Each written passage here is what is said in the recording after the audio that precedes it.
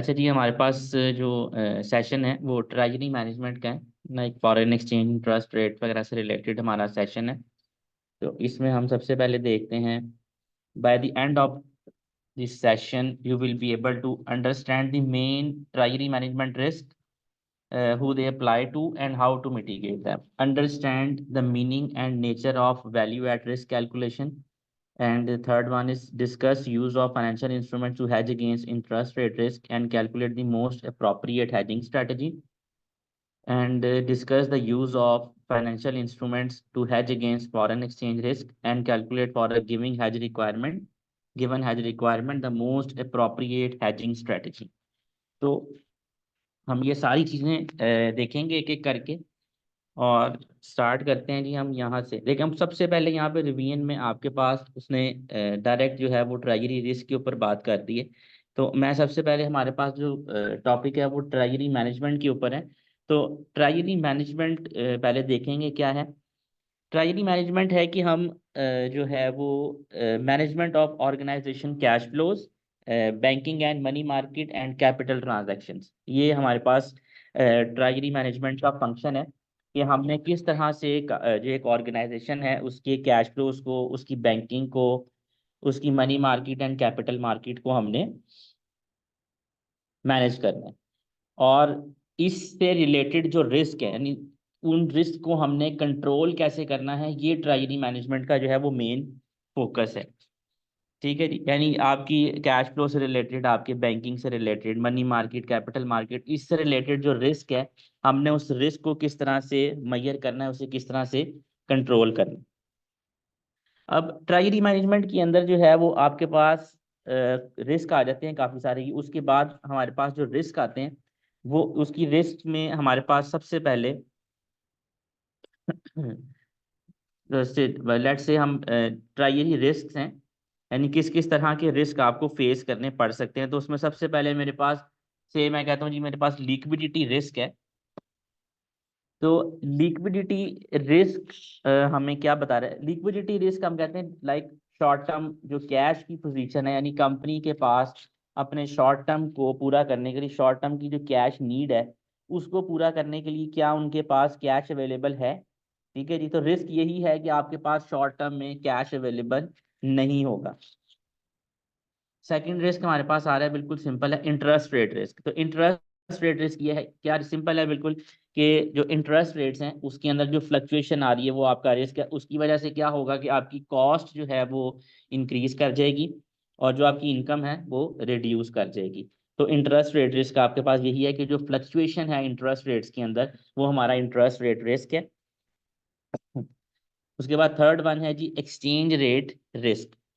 अब exchange rate risk जो है, ये रिस्क है कि जो एक्सचेंज रेट्स हैं उनके अंदर कोई एडवर्स मूवमेंट होगी तो उसकी वजह से भी आपको प्रॉब्लम हो सकती है। हमारा रिस्क यही है कि उसमें लाइक हम कह सकते हैं एक्सचेंज रेट किसके ऊपर अप्लाई होगा, करेंसीज के ऊपर अप्लाई होगा, कि हमारी जो करेंसीज हैं उसके अंदर कोई फ्लक्चुएशन आती है, कोई मूवमेंट्स आती हैं, अगर वो रेट अप डाउन होता है, लाइक डॉलर आप चला जाए तो हम कहते हैं कि ये मार्केट जो है वो डाउन जा रही है बिल्कुल, कि हमारे पास पैसे नहीं है। डॉलर की प्राइस इंक्रीज कर जाए तो सारी चीज़ें डॉलर्स के साथ मैनेज हो रही हैं। तो ओवरऑल जो है वो आप देखते हैं कि इन्फ्लेशन का इम्पैक्ट भी इंक्रीज कर देता है एक्सचेंज रेट की वजह से। तो एक्सचेंज रेट से related three different types of risk हैं। एक्सचेंज रेट के अंदर ही तीन अलग अलग रिस्क हैं। लाइक एक हमारे पास है जी ट्रांजैक्शन रिस्क, सेकंड हमारे पास है जी translation risk and economic risk. तो सबसे पहले बात कर लेते हैं जी ट्रांजैक्शन रिस्क क्या है। ट्रांजैक्शन रिस्क ये है कि मैं यहाँ पे पाकिस्तान में हूँ और मैंने कोई चीज़ से बाय करनी है यूके से।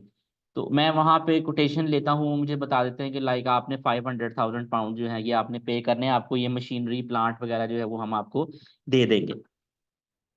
अब प्रॉब्लम कहाँ आएगी, आप कहते हैं कि जी हम 6 मंथ्स टाइम के अंदर आपको पेमेंट करेंगे। तो अब मेरे लिए रिस्क फैक्टर यहाँ क्या हो जाएगा कि मैं अभी, मेरे पास से पाउंड का रेट अगर अभी 360 है और आफ्टर 6 मंथ जो है से पाउंड का रेट 380 390 हो जाता है।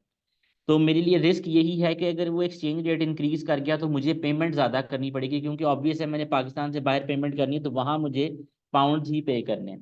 तो मेरे लिए फिर क्या होगा, एक्सचेंज रेट रिस्क की वजह से मेरी कॉस्ट इंक्रीज हो जाएगी। तो ये मेरे पास है ट्रांजैक्शन रिस्क।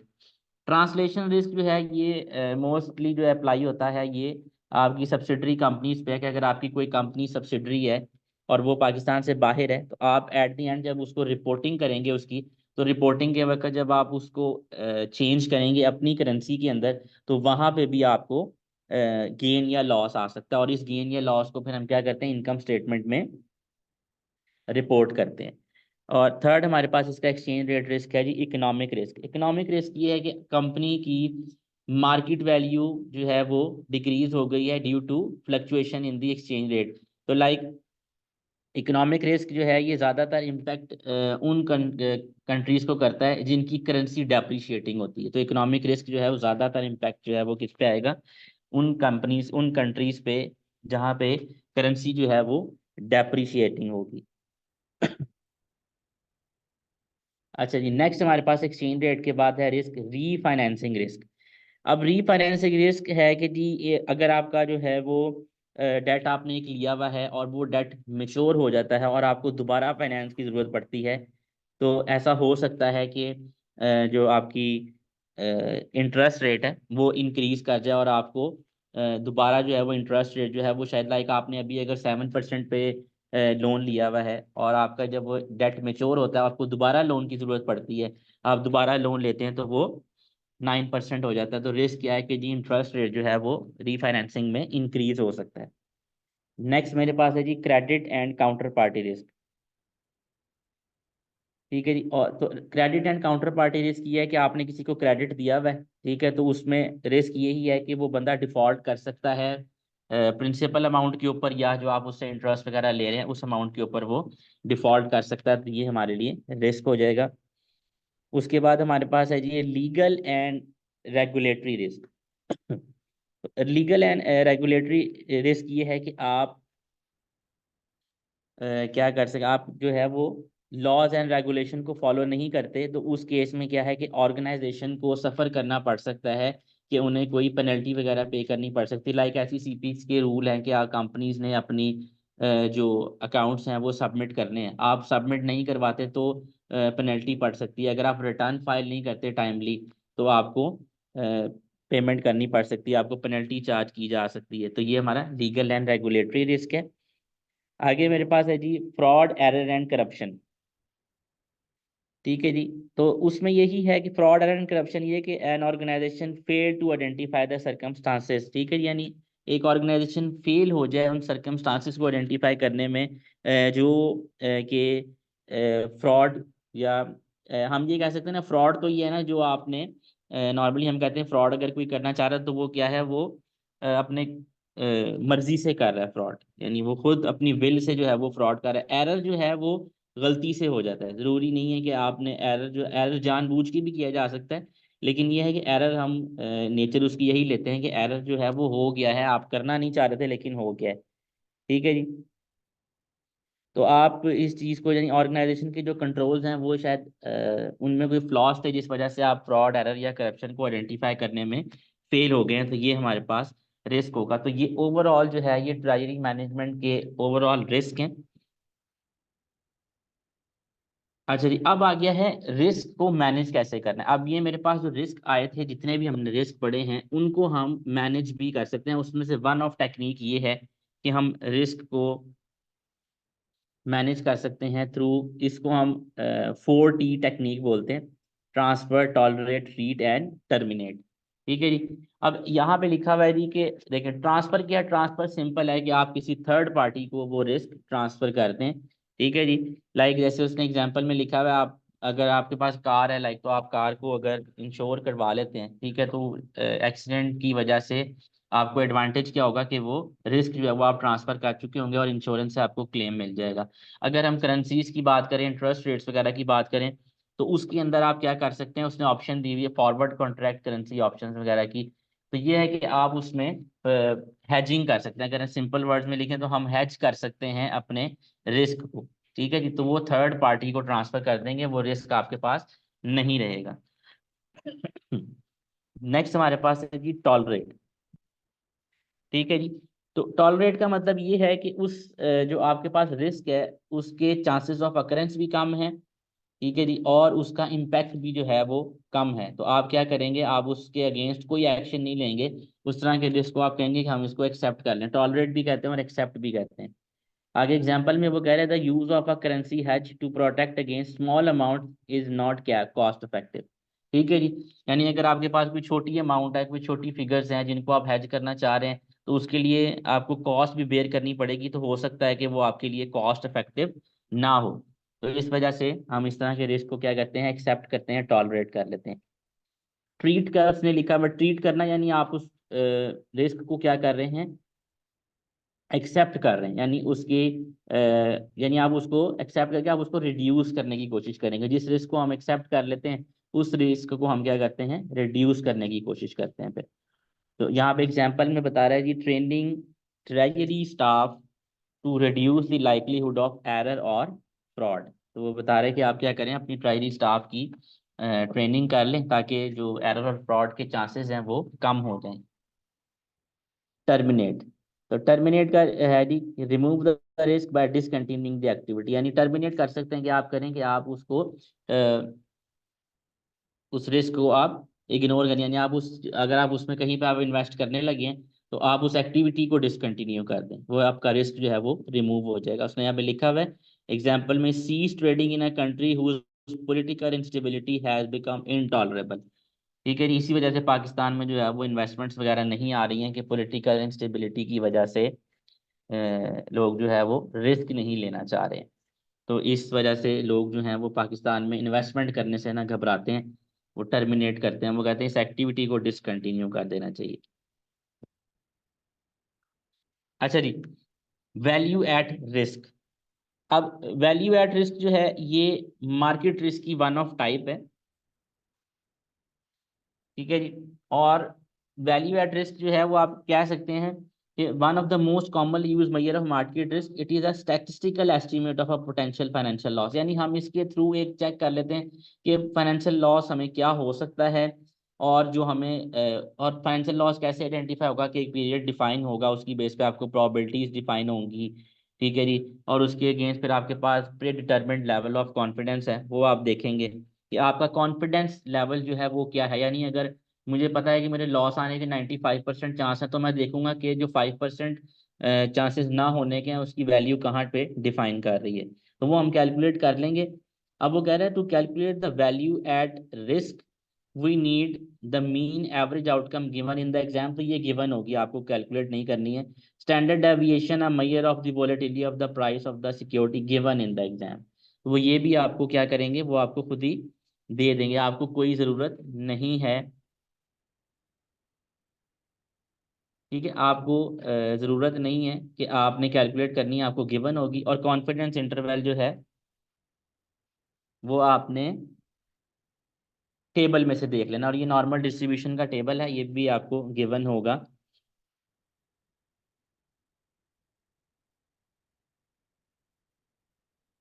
तो इसके लिए अब हम देखते हैं। अब सबसे पहले तो आपने इस चीज़ को आइडेंटिफाई करना है कि कॉन्फिडेंस इंटरवल क्या चीज़ है।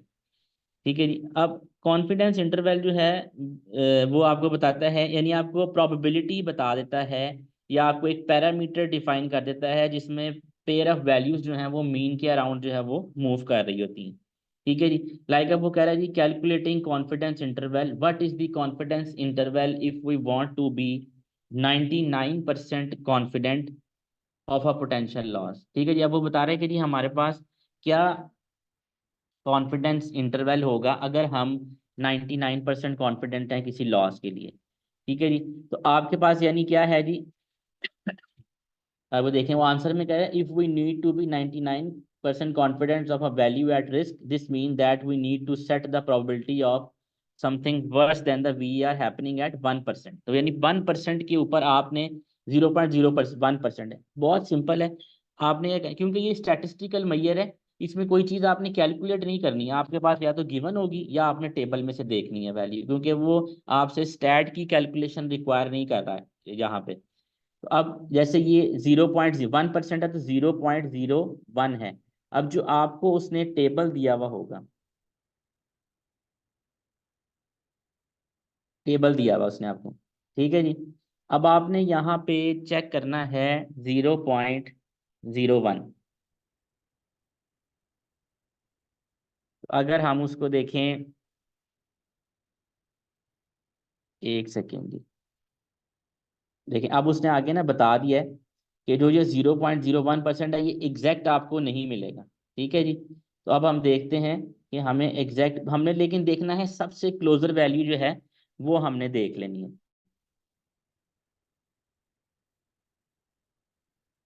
ये देखें, ये आपके पास है 0.00964, उसके बाद वैल्यू आ रही है आपके पास 0.00990, और उसके बाद 0.10 पर चला गया। इसका मतलब 0.01 जो है उसके क्लोजेस्ट ये है। ठीक है जी। तो अब आपने लेफ्ट में भी देख लेना है क्या वैल्यू आ रही है, 2.3 और 0.03।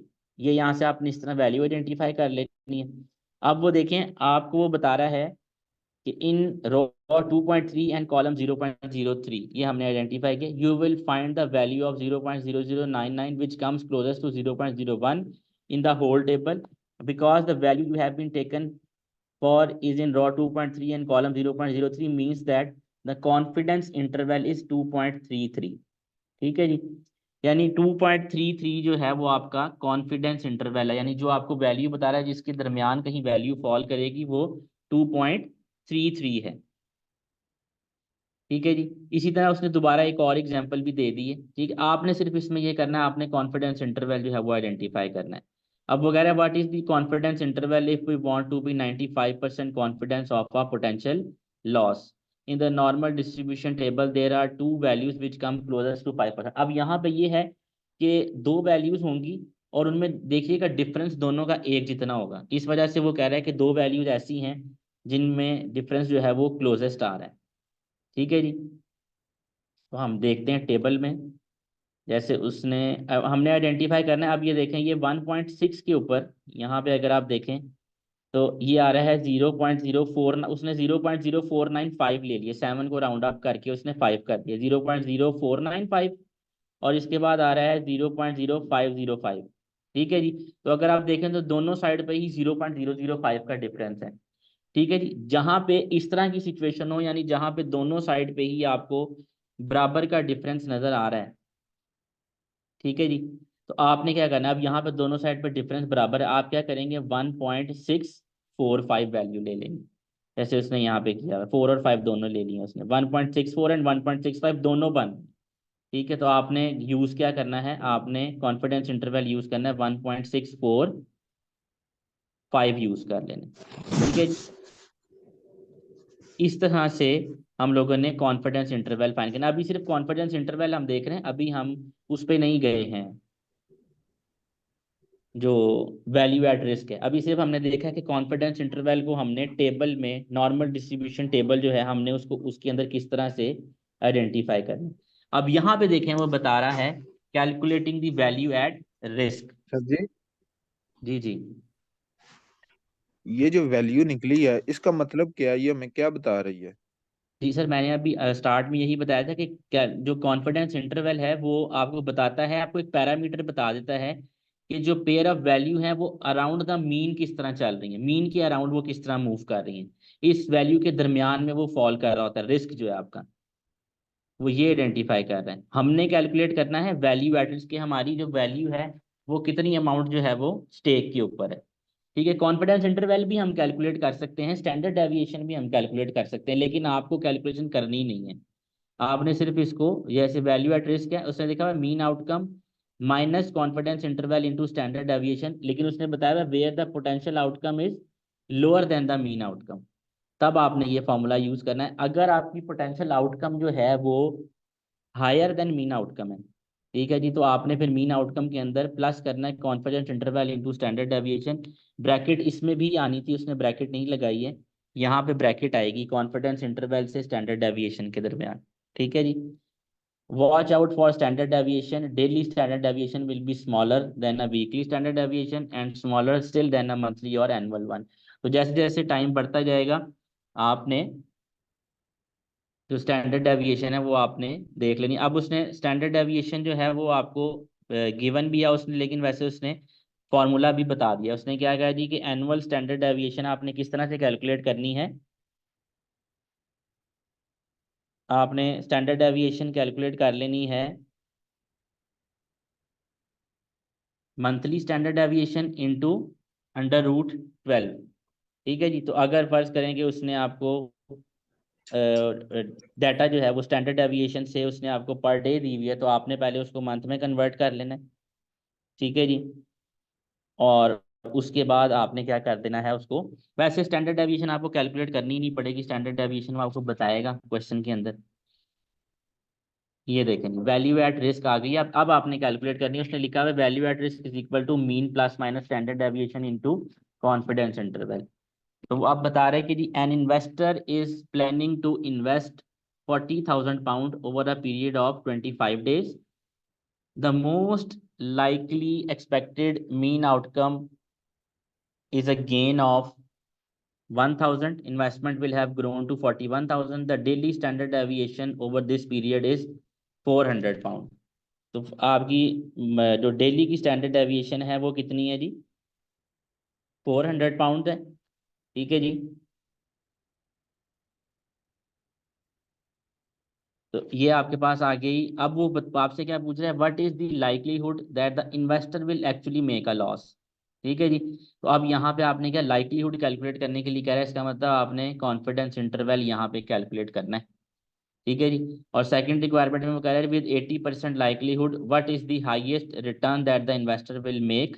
ठीक है जी। तो वो आपसे पूछ रहा है कि आपने 85% लाइकलीहुड पे हाईएस्ट रिटर्न बताना है कि आपका हाईएस्ट रिटर्न जो है वो इन्वेस्टर कितना बनाएगा। तो यहाँ पे सेकंड रिक्वायरमेंट में हमने VAR कैलकुलेट करना है। फर्स्ट रिक्वायरमेंट में देखिए उसने बता दिया कि स्टैंडर्ड डेविएशन ओवर 25 days जो है वो £2,000 है। यहाँ पे अब देखें, अब सबसे पहले आपने कॉन्फिडेंस इंटरवल कैलकुलेट करना है। फॉर्मूला आपके पास यही है। ठीक है जी। अब ये देखें कि उसने क्या किया है, उसने फॉर्मूला यूज किया है फर्स्ट वाला, mean outcome minus confidence interval into standard deviation. वो इस वजह से कि आपकी जो मीन आउटकम यानी आपका जो आउटकम है वो कितनी है 40,000, और अगर आपको गेन हो जाता है तो इन्वेस्टमेंट जो है वो ग्रो करके 40,000 हो जाएगी। ठीक है जी। तो इसका मतलब जो आपकी पोटेंशियल आउटकम है वो कम है मीन आउटकम से। ठीक है जी। तो आपने माइनस वाला फॉर्मूला यूज करना है, फर्स्ट फॉर्मूला जो गिवन है। तो उसमें देखें 40,000 is equal to mean outcome 41,000 minus 2,000 into confidence interval. तो कॉन्फिडेंस सर इंटरवल ये हमने यहाँ, दोबारा बताइए, जी जी ये प्लस और माइनस क्यों लगता है, ये जरा दोबारा काइंडली बताइए। जी जी मिस, ये देखें जो वैल्यू एट रिस्क, अब उसने बताया कि an investor is planning to invest 40,000। तो अगर वो 40,000 इन्वेस्ट करने लगा तो ये उसकी वैल्यू एट रिस्क है 25 days पे। The most likely mean outcome is a gain of 1,000। ठीक है जी। तो वो बता रहा है कि वो 41,000 हो जाएगी। तो यहाँ पे आपकी जो मीन आउटकम है, जो आउटकम आने वाली है वो आपकी 41,000 है। ठीक है जी। तो इस वजह से माइनस वाला फॉर्मूला लगा रहे हैं हम। 40,000 इज इक्वल टू 41,000 माइनस किया 2,000 इंटू कॉन्फिडेंस इंटरवल। लाइकलीहुड आपने जब भी कैलकुलेट करने का वो आपको कहेगा आपने कॉन्फिडेंस इंटरवल कैलकुलेट करना है। ठीक है जी। तो अब उसने उसको मल्टीप्लाई किया है तो 2,000 into confidence interval is equal to 1,000। वो 41,000 में से 40,000 माइनस होगा तो आपके पास 1,000 बच गया।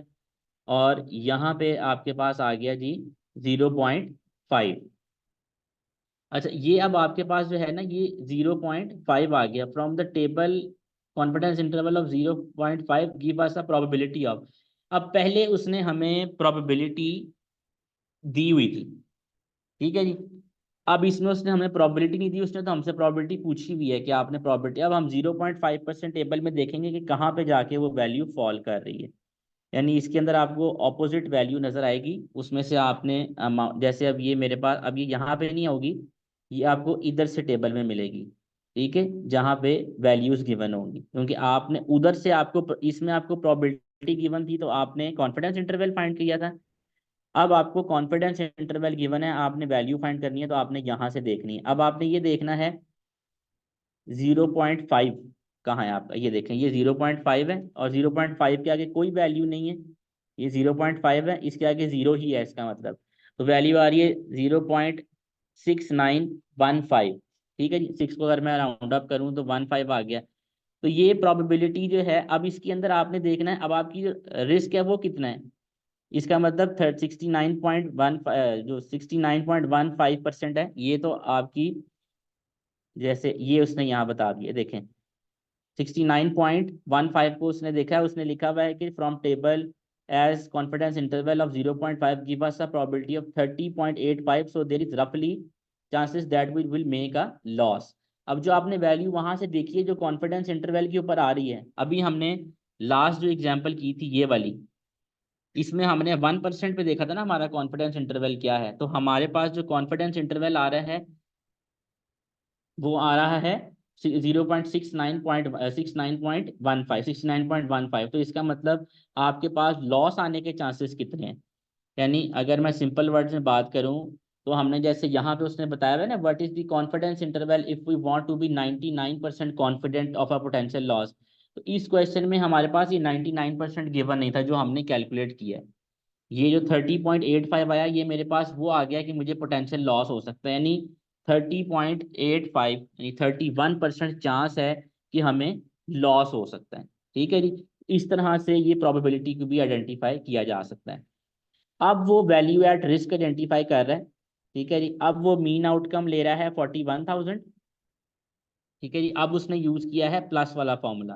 ठीक है जी, अब आपने value at risk where the potential outcome is higher than the mean outcome. ठीक है जी, तो अब इसके अंदर क्या हुआ है कि आपकी जो आउटकम है, मीन आउटकम जो है वो ज्यादा है आपकी पोटेंशियल आउटकम से। पोटेंशियल आपका 40,000 था, तो इस वजह से सर यहाँ पे अब उधर भी आपने, सर उधर भी उसका पोटेंशियल जो मीन था वो 41,000 ही था। मीन्स उस वक्त वैल्यू एट रिस्क 40,000 थी ना हमारे पास, कि हम इन्वेस्ट 40,000 कर रहे थे। तो अभी और वैल्यू हमने एट रिस्क क्या है? अब वैल्यू एट रिस्क तो आपने आइडेंटिफाई करना है इस केस में। ये देखें जो सेकंड आप with 85% likelihood what is the highest return that the investor will make. तो यहाँ पे आपने वैल्यू एट रिस्क कैलकुलेट करनी है 15% के ऊपर। पिछले वाले केस में वो प्रोबेबिलिटी आपसे आइडेंटिफाई करवा रहा था फर्स्ट वाले में। जी तो ठीक है। इसकी, हाँ जी, तो अब यहाँ पे ये 41,000 प्लस 2,000 इंटू कॉन्फिडेंस इंटरवल। अब आप देख लें कि अब आपके पास कॉन्फिडेंस इंटरवल जो है वो हम देख सकते हैं, क्योंकि हमें पता है at 85% likelihood mean that there is a 50% risk of it not happening. तो 15% जो है वो मेरे पास कॉन्फिडेंस इंटरवल के टेबल में से हम देखेंगे। अब दोबारा हम जो ऊपर वाला टेबल है उसमें से आइडेंटिफाई करेंगे 15%, 0.15। ठीक है जी, अब आपने 0.15 देखना है।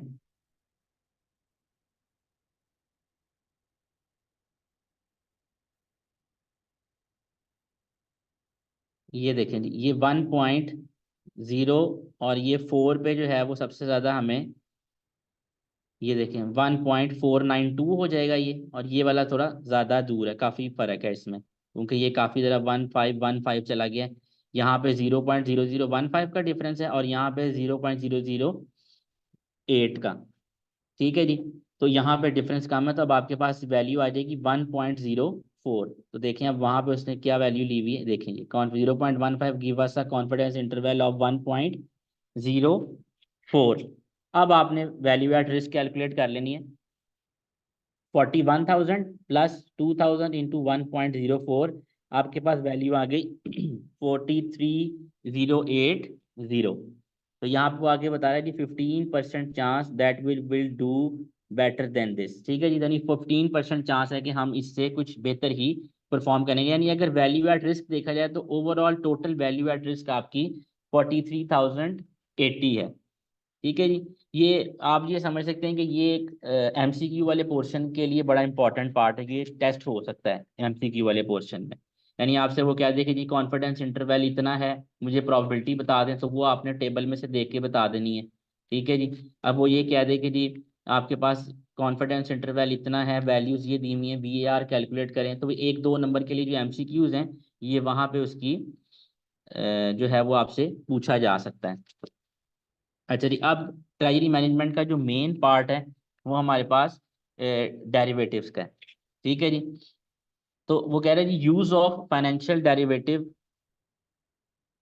To manage interest rate risk. तो वो कह रहे हैं कि जी हम किस तरह से डेरिवेटिव्स के थ्रू इंटरेस्ट रेट को मैनेज कर सकते हैं। ठीक है जी, तो यहाँ पे अब हमारे पास, ठीक है जी, डेरिवेटिव्स वो बता रहे हैं कि फाइनेंशियल इंस्ट्रूमेंट्स होते हैं which drive their value from some underlying asset और लायबिलिटी। ठीक है जी, तो वो फॉर एग्जांपल उसने एक डेट बता दिया कि डेट जो है वो हमारा एक अंडरलाइंग एसेट है, तो हम उसके थ्रू जो है वो फाइनेंशियल इंस्ट्रूमेंट, अब फाइनेंशियल इंस्ट्रूमेंट क्या है, मॉनिटरी कॉन्ट्रैक्ट्स होते हैं। आपने अभी एफआर में पढ़े होंगे, जब आप एफआर पढ़ रहे थे, तो ये एक फाइनेंशियल इंस्ट्रूमेंट जो है एक तरह के मॉनिटरी कॉन्ट्रैक्ट्स होते हैं जो दो पार्टीज के दरमियान होते हैं। ठीक है जी, इसी को हम कहते हैं डेरिवेटिव, यानी हम कहते हैं कि हम हेज करने लगे हैं किसी भी चीज़ को। अब हेजिंग के लिए मेरे पास कुछ टेक्निक्स हैं, जिसमें मेरे पास स्वैप्स हैं, फॉरवर्ड रेट एग्रीमेंट आ गए हैं और ऑप्शन कॉन्ट्रैक्ट हैं। ये मोस्ट इंपॉर्टेंट हैं, और भी हैं अभी, ठीक है जी, लेकिन ये मोस्ट इंपॉर्टेंट यही हैं आपके पास कॉन्ट्रैक्ट्स। अब हम देखते हैं जी, सबसे पहले आपके पास आ गया जी interest rate swap. Interest rate swap को ना समझना बहुत आसान है, यानी फर्ज करें कि एक कंपनी है, उसकी क्रेडिट रेटिंग जो है वो अच्छी नहीं है, एक की क्रेडिट रेटिंग अच्छी है। अब नॉर्मली कंपनीज को क्रेडिट रेटिंग की बेस के ऊपर भी जो है वो लोन के ऊपर इंटरेस्ट रेट जो है वो पे कर रहे होते हैं। तो अगर किसी कंपनी की क्रेडिट रेटिंग अच्छी है और दूसरी की अच्छी नहीं है, ठीक है जी, तो उनका जो इंटरेस्ट रेट होगा ना वो फर्क होगा। लाइक एक को अगर 5% मिल रहा है, दूसरे को शायद 6% मिल रहा होगा, तो फिर आप क्या करते हैं कि एक बंदा 5% पे लेता है, दूसरा 6 पे ले लेता है, और वो आपस में स्वैप कर लेते हैं, क्योंकि आपको इंटरेस्ट रेट जो आपको लोन वगैरह मिल रहा होता है वो इंटरेस्ट फिक्स इंटरेस्ट रेट के ऊपर भी मिलता है और वेरिएबल इंटरेस्ट रेट्स के ऊपर भी मिल रहा है। वेरिएबल क्या जी, कि like काइबर plus and Liber plus इस तरह हो सकता है कि काइबर, यहाँ पाकिस्तान में काइबर ज़्यादा चलता है तो काइबर प्लस दिस रेट होगा, तो वो हम देख सकते हैं। तो अभी हम अब उसने कहा an interest rate swap is an exchange of interest rate commitments where by a fix rate commitment is swapped for a variable rate one. Swaps can be used to manage interest rate risk by organization when they each have a different view about future interest rates। ठीक है जी, अब ये देखें, ये एक बहुत अच्छी एग्जांपल है।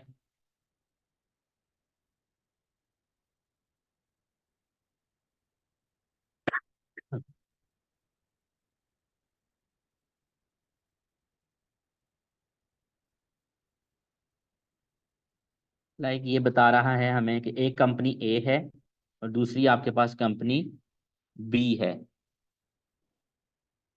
तो अब यहाँ पे वो बता रहे हैं, देखें इसकी क्रेडिट रेटिंग के ऊपर एरो अपवर्ड है, इसकी क्रेडिट रेटिंग के लिए एरो डाउनवर्ड है, यानी इसकी क्रेडिट रेटिंग अच्छी है, इसकी क्रेडिट रेटिंग जरा उससे कम है। ठीक है जी, तो लिखा हुआ है high credit rating thus can borrow fixed at 5% and variable at LIBOR plus 0.2%। ठीक है जी, अब ये देखें ये क्या कह रहा है जी, विशेस फॉर वेरिएबल रेट। अब इसको हालांकि फिक्स रेट के ऊपर कम में मिल रहा है, लेकिन एक ही विश है कि उसको वेरिएबल रेट के ऊपर मिल जाए। यहाँ पे जी less credit rating thus can borrow fix at 5.5%। अब इसकी क्रेडिट रेटिंग कम है, तो इसको जो इंटरेस्ट रेट मिल रहा है ये बोरो कर सकता है 5.5% के ऊपर। ठीक है जी, वेरिएबल एट लाइबर प्लस 0.4%। ठीक हो गया। अब देखें इसकी दोनों चीजें ही जो हैं वो एक्सपेंसिव हैं। इसको इंटरेस्ट रेट जो मिल रहा है वो फिक्स 5.5% और लाइबर में भी 0.4% ऐड हो रहा है। अब ये ए चाह रहा है कि मुझे वेरिएबल रेट मिले, बी चाहता है कि जी मुझे फिक्स रेट मिल जाए। तो अब आप लोग स्वैप कर सकते हैं। ठीक है जी, आप उसका वेरिएबल स्वैप करेंगे, वो आपका फिक्स को स्वैप कर लेगा।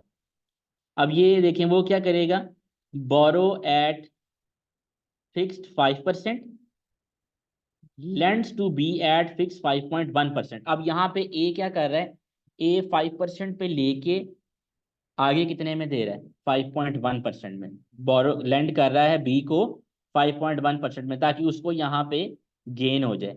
ठीक है जी, अब इस सिचुएशन का ए को क्या फायदा हुआ, 5% पे लेके 5.1% पे देगा तो गेन उसको हो जाएगा 0.1%। इस केस में ए को फायदा कम हो रहा है, बी को फायदा ज्यादा हो रहा है। क्यों, क्योंकि बी अगर 5.5% पे लेता तो उसको 0.4% का लॉस होता। अब वो यहाँ पे 5.1% पे इससे लेगा, इसको मतलब 5.5 और 5.1 का डिफरेंस है 0.4%, तो बी को इस केस में गेन हुआ 0.4%। 4% का। दोनों पार्टीज जो हैं वो इस केस में गेन में चली गई। अब ये यहाँ पे बी क्या कर रहा है, borrow at variable LIBOR plus 0.4%, lends to A at LIBOR plus 0.1%। अब आप ये देखें कि अब ए जो है है वो वेरिएबल रेट कब लेगा किसी और से, तब लेगा ना जब उसको लाइबर प्लस 0.2% से कोई अच्छा रेट ऑफर कर रहा होगा। तो यहाँ पे अब बी ने क्या किया, उसने वेरिएबल रेट लिया 0.4 पर, लाइबर प्लस 0.4% पे उसने बोरो कर लिया, और उसने साथ ही साथ ए को दिया है लाइबर प्लस 0.1% पे, यानी उसने लिया 0.4% पे, आगे वो दे रहा है 0.1% पे।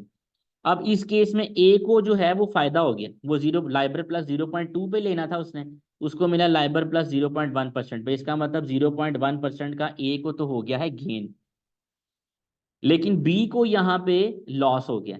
B verse of 0.3%। बी को क्या नुकसान हुआ, बी ने 0.4 पे लिया है और दिया कितने पे, 0.1% पे उसने स्वैप किया, तो बी को वर्स सिचुएशन आई 0.3%। अब ओवरऑल हम इसको क्या करते हैं, नेट करते हैं।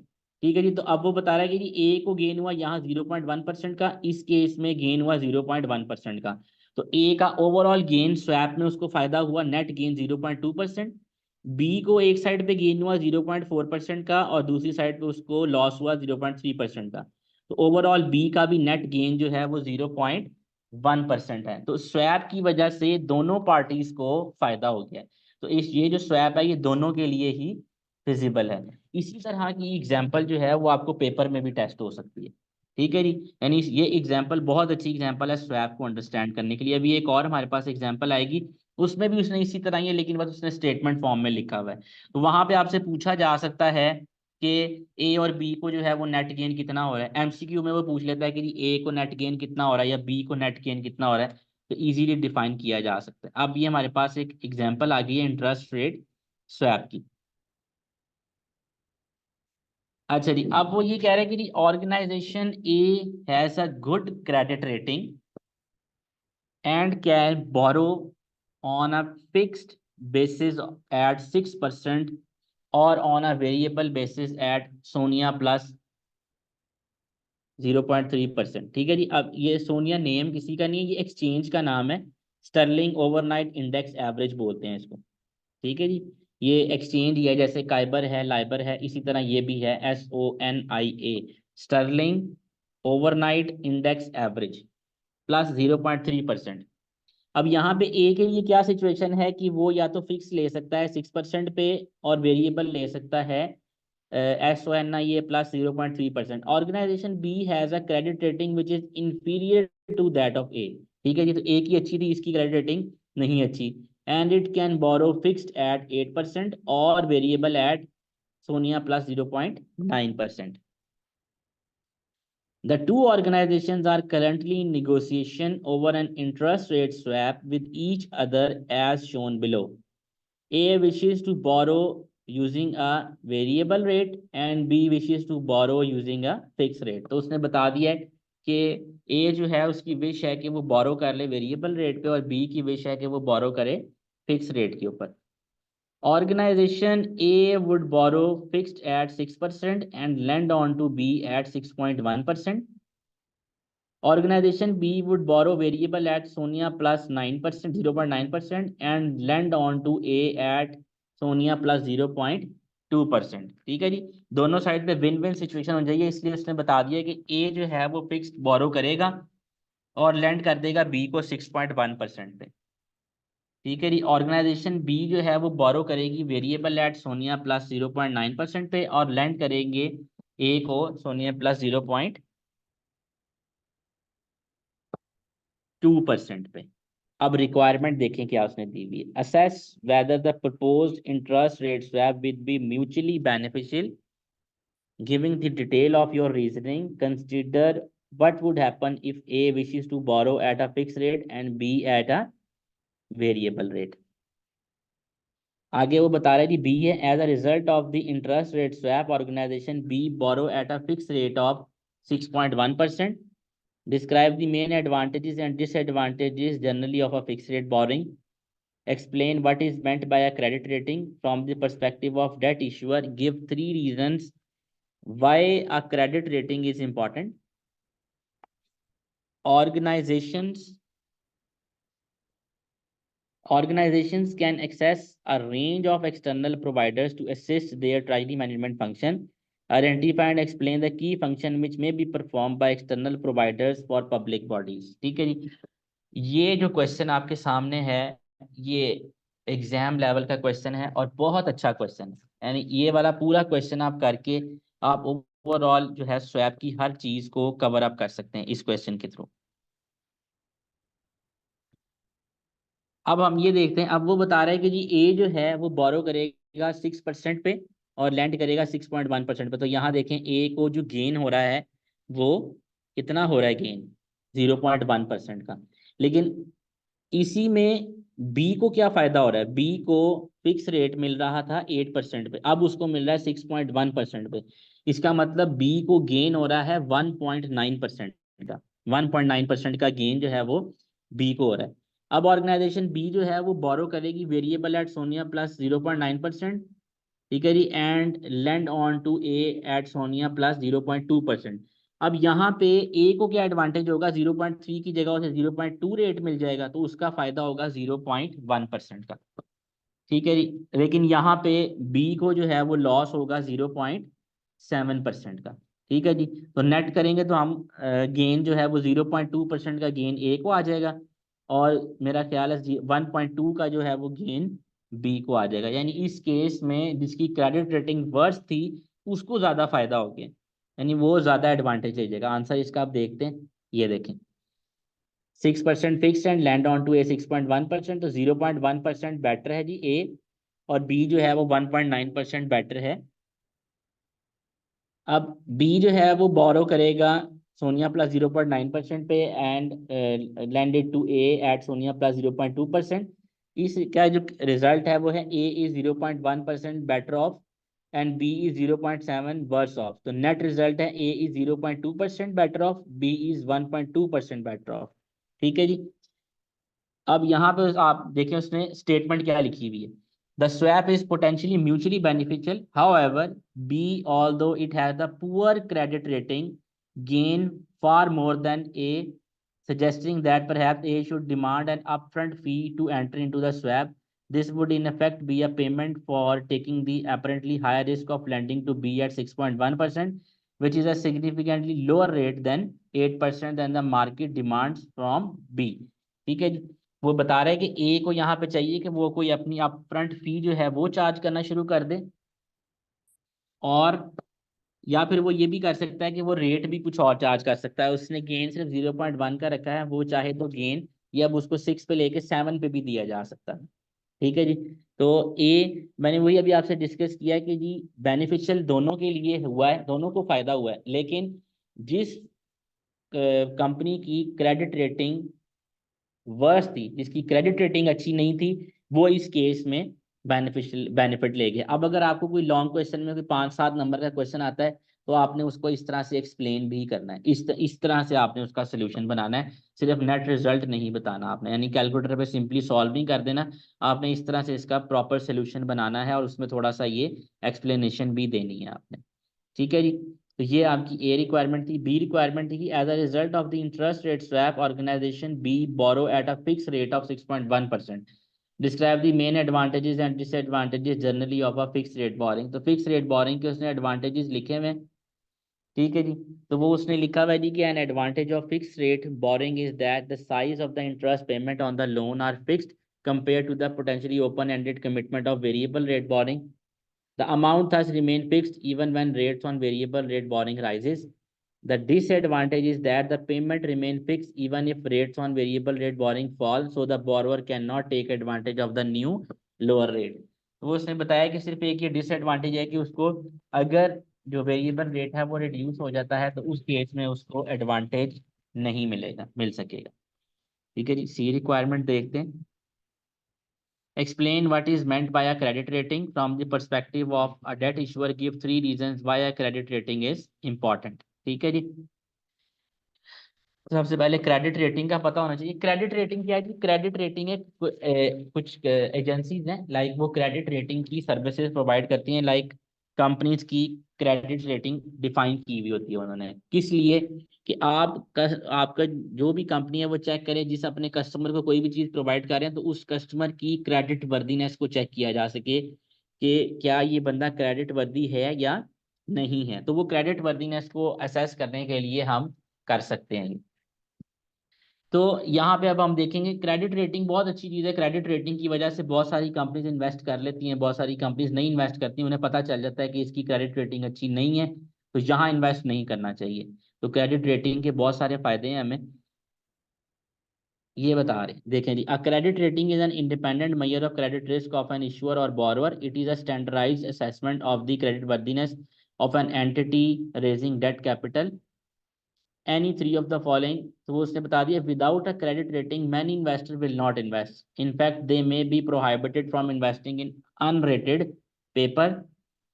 along similar lines crossing the threshold to investment grade attract an additional set of investors। ठीक है जी। तो वो बता रहे हैं कि अगर आप इन्वेस्टर्स जो हैं वो इस तरह इन्वेस्ट ही नहीं कर रहे होते जिनकी क्रेडिट रेटिंग जो है वो अच्छी नहीं होती। अब better credit rating should result in a lower cost of borrowing, although against this should be set the cost of maintaining the rating। many companies target a rating at a level they feel is appropriate। तो ये आपको फायदा भी देती है कि आपकी cost बच जाती है, और ये आपको ये भी बेनिफिट देती है कि आपने एक लेवल डिसाइड किया हुआ होता है कि इस लेवल से ऊपर की कंपनी को हम क्रेडिट देंगे और बाकियों को हम क्रेडिट नहीं देंगे। तो एक ये एडवांटेज मिल जाता है। A strong rating can add status to a company. तो कंपनी का स्टेटस भी ऐड हो सकता है। A strong credit rating can make it easier to negotiate attractive credit term with suppliers. तो एक अच्छी क्रेडिट रेटिंग जो है वो आपको ये भी बता सकती है कि आपको दे सकती है आपको बेनिफिट कि आपने निगोशिएशन करनी है, attractive negotiation with your supplier. Now D requirements, organizations can access a range of external providers to assist their treasury management function, identify and explain the key functions which may be performed by external providers for public bodies। ठीक है जी। तो यहाँ पे अब आपको कह रहा है कि जी हमने यानी वो बता रहा है कि आपने कैसे एक्सेस करेंगे, ऑर्गेनाइजेशंस कैसे एक्सेस करेंगे एक्सटर्नल प्रोवाइडर को कि वो ट्रेजरी मैनेजमेंट फंक्शन को असिस्ट कर सकें। तो हमने आइडेंटिफाई भी करना और एक्सप्लेन करना है की functions which may be perform by external provider for public bodies. ठीक है जी। तो ये उसने बताया हुआ है, सम पब्लिक सेक्टर ऑर्गेनाइजेशन में outsource their treasury management function, in which case the treasury management function is contracted out to a specialist third party service provider। The service of external provider can also be employed if the treasury management function is not outsourced। A public body may use external providers for a range of different services। These include banks, treasury management advisors, brokers, money market funds, share services, external investment managers। There are number of reasons why external provider may be used to provide services, including keeping only strategy activities within the organization, to access specialist skills and resources, to receive timely information on the credit rating of a counterparty in a usable manner, and there are no specialist staff in-house, more efficient, lower cost processing of transaction, freeing up more time for strategic tasks, saving the highest cost of keeping up the technology advantages। तो ये कुछ advantages हैं कि आपको क्यों external provider जो है वो रखना चाहिए। तो ये कुछ रीजंस इसकी हो सकती हैं। तो ये एक बहुत ही अच्छा क्वेश्चन है इससे रिलेटेड, स्वैप्स से रिलेटेड जो है एक बहुत अच्छा क्वेश्चन है। यानी इसमें आपको बहुत सारा फायदा है। अगर आप ये वाले क्वेश्चन पे आपने बस ये देखना है, आपने इस क्वेश्चन पे फोकस रखना है। ये क्वेश्चन बहुत अच्छा है। ठीक है जी। यानी इस क्वेश्चन में बहुत सारी चीजें जो हैं वो अराउंड 90% वो कवर कर चुका हुआ चीजों को। तो पेपर में आपको इस क्वेश्चन का बहुत एडवांटेज मिलेगा। अच्छा जी, नेक्स्ट आपके पास है जी forward rate agreement.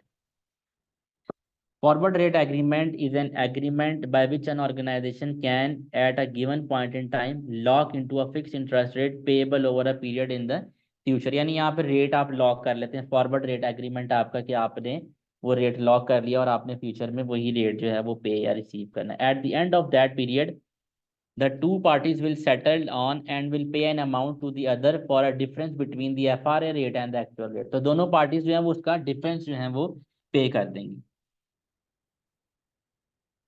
An FRA is often labeled so that the interest rate and the term of the loan are both clearly identifiable। Example is £500,000 3-6 FRA। 3-6 का मतलब है कि एक एग्रीमेंट जो 3 महीने बाद शुरू होगा और 6 मंथ्स पे एंड हो जाएगा। FRA at 3% fixes the LIBOR at 3% for a loan of £0.5 million, which will start in 3 months and which will be repaid in 6 months। ठीक है जी, इसका मतलब उसने लिखा हुआ है 3 मंथ्स लोन, यानी 3 महीने बाद स्टार्ट होगा और छठे मंथ में पे हो जाएगा। तो इसका मतलब जो बिटवीन टाइम है उसके लिए लोन लिया जा रहा है वो 3 मंथ्स है। चलिए जी, अब ये फॉरवर्ड रेट एग्रीमेंट की हमारे पास एक एग्जांपल आ गई है। वो कह रहे हैं जी, intends to borrow money in 2 months can borrow at LIBOR plus 3%। ठीक है जी, टुडे जो लाइबर रेट है वो 2% है और अवेलेबल है 2-8, यानी 2 महीने बाद शुरू होगा और 8 मंथ्स पे जाके एंड होगा। तो ये 6 मंथ्स की इसका मतलब ट्रांजेक्शन है। FRA at 2.1%। Expect LIBOR to rise and thus decide to transact the FRA। अब उसने एक जर्नल सी एग्जांपल बनाई है, कोई कंपनीज की एग्जांपल नहीं दी हुई है उसने। अब उसने बता दिया है सिनेरियो 1 और सिनेरियो 2। अब वो क्या करेगा, सिनेरियो 1 के अंदर एक जगह पे लाइबर का रेट वो इंक्रीज करके, ठीक है जी, रेट को इंक्रीज करेगा। ठीक है, उससे यानी उससे इंक्रीज कर देगा रेट को। जो FRA का रेट है एक में वो डिक्रीज कर देगा ताकि पता लगे कि बेनिफिट क्या हो रहा है। ठीक है जी, तो सिनेरियो 1 उसने लिखा हुआ इफ लाइबर राइजेस टू 3%। ठीक है जी, लाइबर अगर 3% हो जाता है तो ए अगर बोरो करता है तो उसे पे कितना करना पड़ेगा, 3% प्लस 3% 6%। ठीक है जी, और उस दूसरे केस में क्या है, 3% माइनस 2.1%। 3% उसका लाइबर का रेट है और माइनस 2.1% इज इक्वल टू 0.9%। यानी अगर सिनेरियो 1 के अंदर पे उसको 6% करना पड़ेगा और बेनिफिट उसको हो जाएगा 0.9% का, तो नेट होके ये आ जाएगा 5.1%।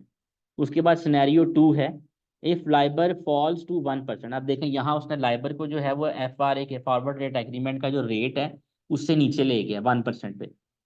अब यहाँ पे ए को पे कितना करना पड़ेगा, 1% प्लस 3% 4%। ठीक है जी, और फॉरवर्ड रेट एग्रीमेंट में क्या होगा, 2.1% माइनस 1%। तो यहाँ पे भी उसको पेमेंट करनी पड़ेगी 1.1% की। ठीक है जी, यहाँ पे अब बेनिफिट कोई नहीं ना हो रहा क्योंकि अब आपका लाइबर का रेट डिक्रीज हो गया हुआ है।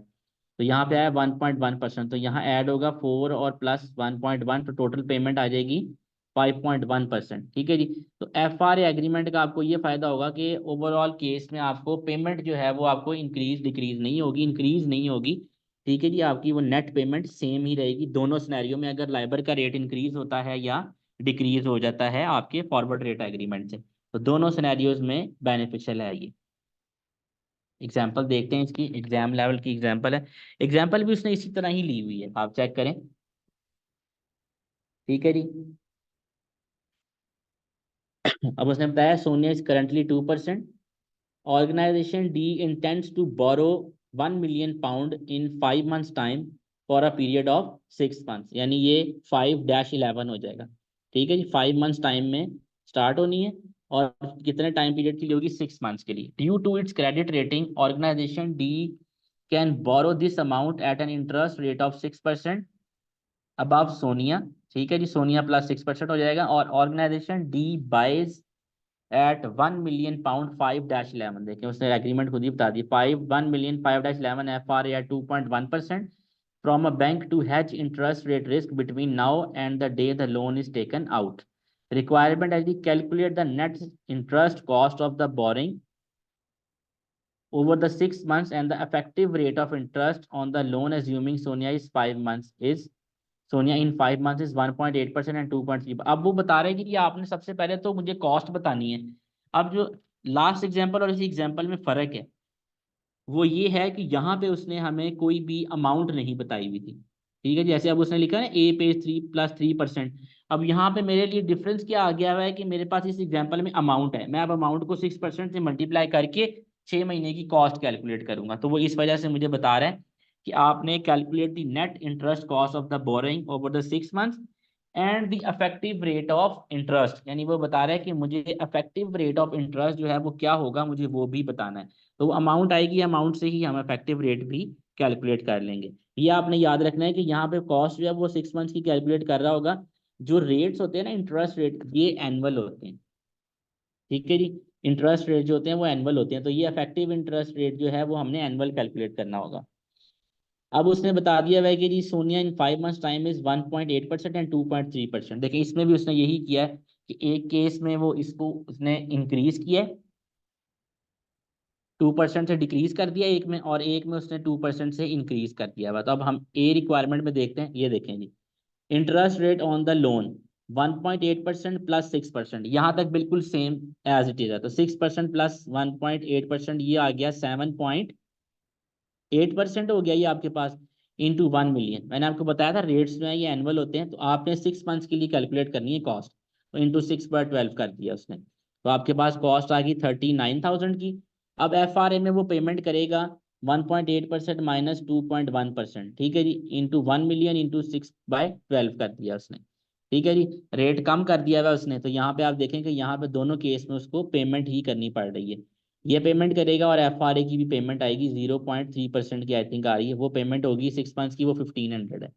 टोटल कॉस्ट आपके पास आएगी 40,500। ये उसने कहा था कि आपने कॉस्ट कैलकुलेट करनी है और मुझे इफेक्टिव रेट ऑफ इंटरेस्ट भी बताना है। अब देखिए जो इफेक्टिव इंटरेस्ट रेट है वो कैसे कैलकुलेट हो रहा है, 40,500 टोटल कॉस्ट आ रही है, डिवाइडेड बाय 1 मिलियन जो आपका लोन है। अब यहाँ उसने 12/6 कर दिया, क्यों? क्योंकि ये कॉस्ट जो है ये आपने 6 मंथ्स की कैलकुलेट की हुई है, ठीक है जी। उसने हमें 6 मंथ की कॉस्ट का कहा हुआ था, तो ये 6 मंथ की कॉस्ट आ गई, डिवाइडेड बाय 1 मिलियन इंटू 12/6 किया है। रेट आपने एनुअल कैलकुलेट करना है, तो एनुअल इफेक्टिव इंटरेस्ट रेट आ गया आपके पास 8.1% आ गई। अब यहाँ पे वो कह रहे हैं कि the net interest charge is Sonia is 2.1%, Sonia plus 2.1%। अब बी रिक्वायरमेंट के अंदर आपके पास ये देखें, आप पहले 1.8 से किया था, आप 2.3 से करना है आपने। तो interest rate on the loan है 2.3 plus 6% into 1 million to 6/12, same amount वही है 41,500 आ गई, बिल्कुल उसी तरह की है, बस 1.8 की जगह आपके पास 2.3 आ गया है। अब FRA के अंदर आपको पैसे पेमेंट नहीं करनी पड़ेगी, इस केस में FRA से आपको पेमेंट मिलेगी, क्योंकि रेट जो है वो आप सोनिया जो रेट गिवन था सोनिया प्लस 2.5% उससे ऊपर है। तो 2.3% माइनस 2.1% इंटू 1 मिलियन इंटू 6/12, तो ये आपके पास आ गया 1,000, तो 40,500। यहाँ पे भी देखें कॉस्ट जो है वो बिल्कुल सेम आ रही है, और यहाँ पे एनुअलाइज रेट जो है वो 40,500 plus 1 divided by 1 million into 12/6। तो यहाँ पे भी ऑब्वियस है, अगर कॉस्ट सेम आ रही है तो इफेक्टिव इंटरेस्ट रेट भी दोनों केसेस में सेम आएगा। The net interest charge is SONIA plus 2.1%। अब वो बता रहा है जी regardless of whether SONIA goes up और down between now and the date the loan starts, the interest rate is known with certainty as a result of the forward rate agreement, ठीक है जी। तो वो बता रहा है कि जो रेट है वो अप हो रहा है या डाउन हो रहा है उससे फर्क नहीं पड़ रहा, जो आपका जो इंटरेस्ट रेट है वो उसका इम्पैक्ट किसके ऊपर है, फॉरवर्ड रेट एग्रीमेंट की वजह से आपकी जो कॉस्ट है वो सेम रह रही है, उसमें आपको कोई एक्स्ट्रा अमाउंट जो है वो पे नहीं करनी पड़ रही। तो ये आपकी नेट इंटरेस्ट कॉस्ट है। ये भी एक बहुत अच्छी एग्जांपल मैं आपको बता रहा हूँ कि ये FRA की बहुत अच्छी एग्जांपल है।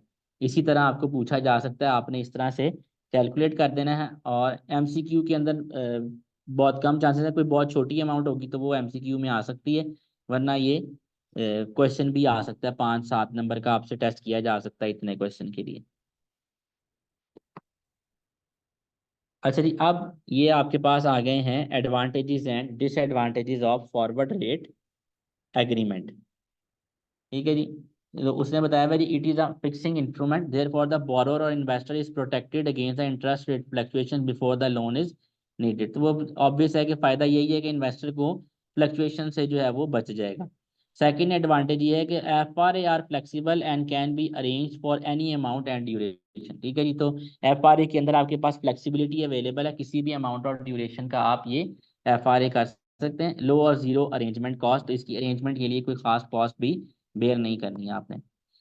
The FRA rate will reflect the intermediaries expectation for interest rate movements in the coming month।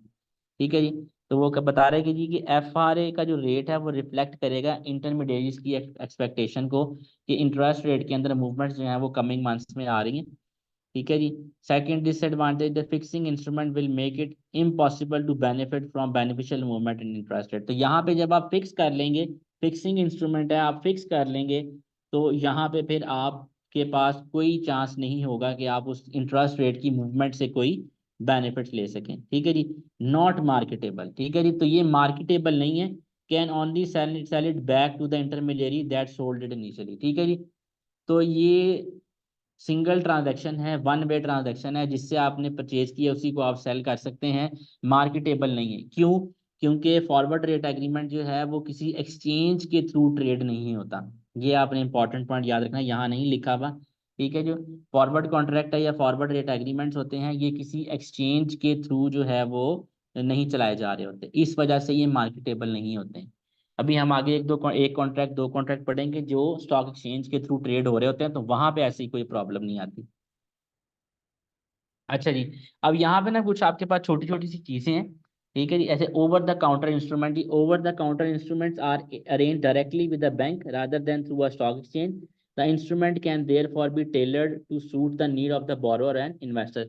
Over the counter instrument देखा जाए तो FRA भी एक ओवर द काउंटर इंस्ट्रूमेंट ही है। ठीक है जी। क्योंकि वो बैंक के थ्रू ही चलना है उसने। ठीक है जी। उसके अंदर जो है वो कोई भी किसी किस्म की कोई एक्सचेंज इन्वॉल्व नहीं होती है। ठीक है जी। आगे ये ट्रेडेड इंस्ट्रूमेंट्स हैं, उसमें आ रहा है इंटरेस्ट रेट फ्यूचर। ठीक है जी। आपको जो है वो करेंसी फ्यूचर है वो आपको न्यूमेरिकली टेस्ट होगा पेपर में। इंटरेस्ट रेट फ्यूचर जो है वो उसने बताया हुआ है कि ये न्यूमेरिकली टेस्ट नहीं होगा। अब वो बता रहे हैं interest rate future are standardised forward rate agreements. ठीक है जी। Whereas an FRA is negotiated on an individual basis and related to a period of time and an amount of debt that are appropriate to a particular case, a future contract is traded on a stock exchange। तो interest rate future जो है ये आपको advantage ये देता है कि future contract जो है वो एक्सचेंज के थ्रू ट्रेड होता है। ठीक है जी। ये एक्सचेंज के थ्रू ट्रेड होता है। ये नहीं है कि ये ओवर द काउंटर मार्केट में ही चल रहा है, स्टॉक एक्सचेंज के थ्रू नहीं है। तो भी इसके बैक एंड पे जो है वो एक प्रॉपर एक्सचेंज इन्वॉल्व होती है। ये भी एक तरह का फॉरवर्ड रेट एग्रीमेंट ही है, लेकिन इसके अंदर फायदा आपको ये होगा कि ये एक्सचेंज के थ्रू रन किया जाएगा। देखें अब उसने नेक्स्ट में बड़ा क्लियर लिख दिया है, interest rate future will not be tested numerically in your financial management exam but you are expected to be aware of the basics of how they work. ठीक है। तो आपको थ्योरेटिकली ये पता होना चाहिए। Interest rate future are for pre specified amounts and period. A future hedge generates a cash profit in the event of an adverse movement on interest rate. The cash profit is used to reduce or offset the loss on the interest rate. This is exactly the same as for FRS। तो वही advantage है, वही इसके advantages हैं, वही उसी के advantages हैं। Interest rate options. ठीक है जी।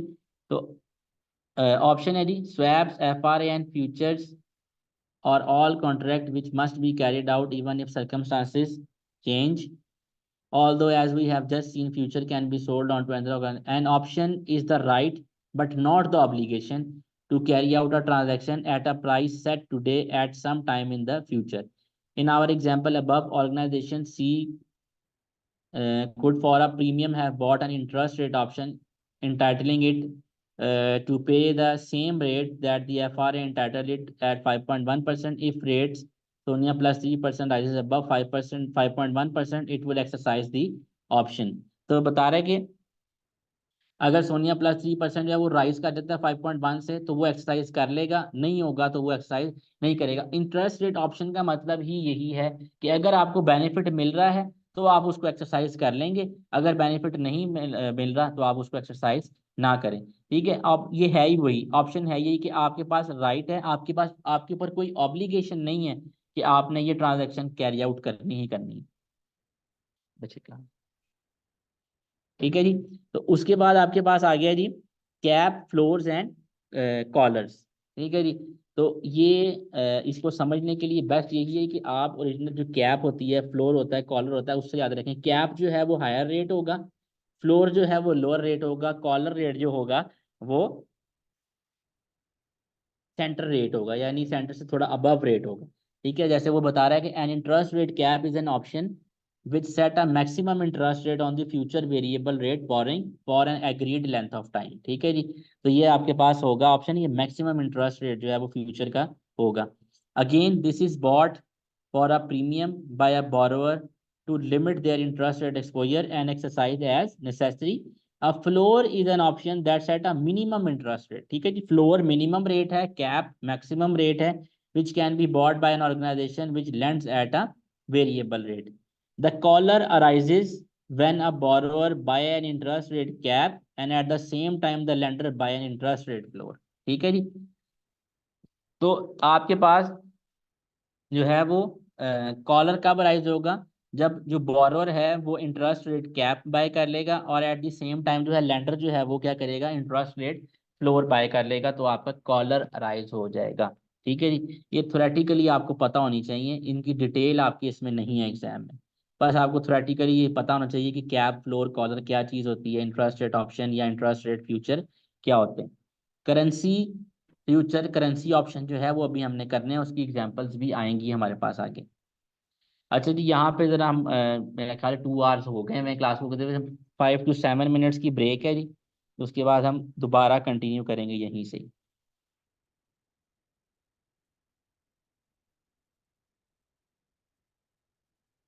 सर काइंडली ज़रा रिकॉर्डिंग को पॉज कर दें, दोबारा स्टार्ट करते हैं, तो फिर आप इसको वो कर दीजिएगा।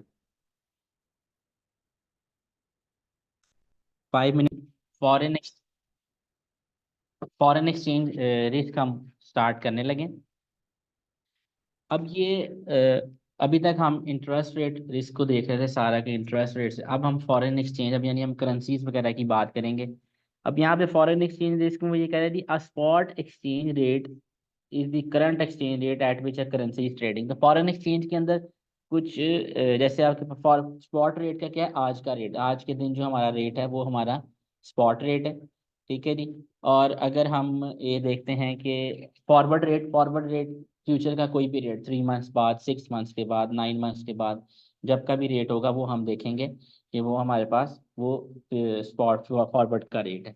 ठीक है जी, अच्छा बीड एंड ऑफर स्प्रेड उसने लिखा हुआ है, तो ये उसने लिखा हुआ है for example spot rate for dollar per pound is 1.5392 to 1.5396। ठीक है जी, तो ये जो रेट है 1.5392 जो लोअर रेट होता है इसको हम बिड रेट बोलते हैं, हायर रेट जो होता है वो ऑफर रेट होता है। इसको बाइंग और सेलिंग रेट भी बोलते हैं, ये वाला बाइंग रेट है, ये वाला सेलिंग रेट है आपके पास। ठीक है जी, अब ये इन दोनों के दरमियान जो डिफरेंस है, जो एक्सचेंज का प्रॉफिट हम जिसे कहते हैं उसको बोलते हैं स्प्रेड, इसलिए उसने यहाँ पे लिखा हुआ है बिड और ऑफर स्प्रेड, यानी difference between bid rate and offer rate is the spread. आगे उसने लिखा हुआ है the bank always win because the bank must make a profit. ठीक है जी, तो उन्होंने किसी प्रॉफिट के ऊपर ही सर करेंसी सर एक्सचेंज करनी। जी जी सर ये बिड रेट और ऑफर रेट कौन से वाला बताया आपने? 92 वाला बिड रेट है? जी जी, ये बिड रेट है और 96 वाला जो है ये ऑफर रेट है। जी थैंक यू। इन दोनों के दरमियान जो डिफरेंस बन रहा है वो आई थिंक 0.0004 का डिफरेंस बन रहा है, तो वो हमारा स्प्रेड है। स्प्रेड जो होता है वो वही बैंक का प्रॉफिट जिसे हम बोलते हैं वो हमारा स्प्रेड होता है। अच्छा जी, अब उसने एक छोटी सी एग्जांपल दी हुई है, the spot rate between the Swedish kroner SEK and the pound is SEK per pound. Anderson उसने रेट बता दिया, SEK per pound is 13.0110 and 13.0200। Anderson limited is a UK company with the following transaction in Swedish krona, pay a supplier invoice of SEK 1.5 million 4 million, receive cash from a customer of SEK 2.55 million. अच्छा आपने अब याद रखना है कि SEK per pound लिखा हुआ है, इसका मतलब SEK फर्स्ट करेंसी है और पाउंड जो है वो आपकी सेकंड करेंसी है। ठीक है जी, अब इसकी कैलकुलेशन के लिए ना हमने एक दो चीज़ों का ध्यान रखना है, आपने एक कंसेप्ट अपने जेहन में बिठाना है कि जब आपने पेमेंट करनी है किसी चीज़ की तो आपने याद रखना है कि आपने पेमेंट ज़्यादा करनी है। ठीक है, तो आपने डिवाइड और मल्टीप्लाई करते हुए ये देखना है कि मैं किस रेट से डिवाइड करूँगा, इन दोनों में से कोई एक रेट यूज़ होना है। तो मैंने पेमेंट करनी है तो हमेशा आपको पता है, अगर आपने कम जाते हैं, आप बैंक जाके आपने करेंसी एक्सचेंज करवानी है तो आपने उसके लिए पेमेंट करनी है, तो ऑब्वियस है बैंक ने आपसे ज़्यादा रेट चार्ज करना है, कम रेट नहीं चार्ज करेगा वो, तो आपने ज़्यादा जो है वो पेमेंट करनी होगी। अब अगर मैंने रिसीव करने, फर्ज करें मैंने पाउंड सेल करके कैश लेना है, तो मैं पाउंड सेल करने जाऊंगा तो मैं पाउंड सेल कर रहा हूँ, मुझे पैसे रिसीव हो रहे होंगे, तो उस केस में वो कम रेट के ऊपर मुझे देंगे, मुझे पैसे कम देंगे। तो यहाँ पे आपने इस कॉन्सेप्ट को माइंड में बिठा के रखना। अब जैसे ये ना, पे या supplier invoice of SEK 1.4 million, ठीक है, उसने लिखा हुआ what is the sterling cost and sterling income for these transactions. आपने 1.4 मिलियन जो है वो सप्लायर को पेमेंट करनी है, इसका मतलब आपने सप्लायर को पेमेंट ज़्यादा करनी है। अब आपने पेमेंट कैलकुलेट करनी है, जिस उस रेट से आपने डिवाइड करना है जिससे आंसर ज़्यादा आएगा आपका। SEK पर पाउंड है, तो आपने क्या करना है, 1.4 मिलियन को डिवाइड कर देना है 13.0110 से। पेमेंट करनी ज़्यादा पेमेंट आएगी तो 13.0110 से डिवाइड करेंगे, तो जो आंसर आएगा वो आपने सप्लायर को पे करना होगा पाउंड्स के अंदर।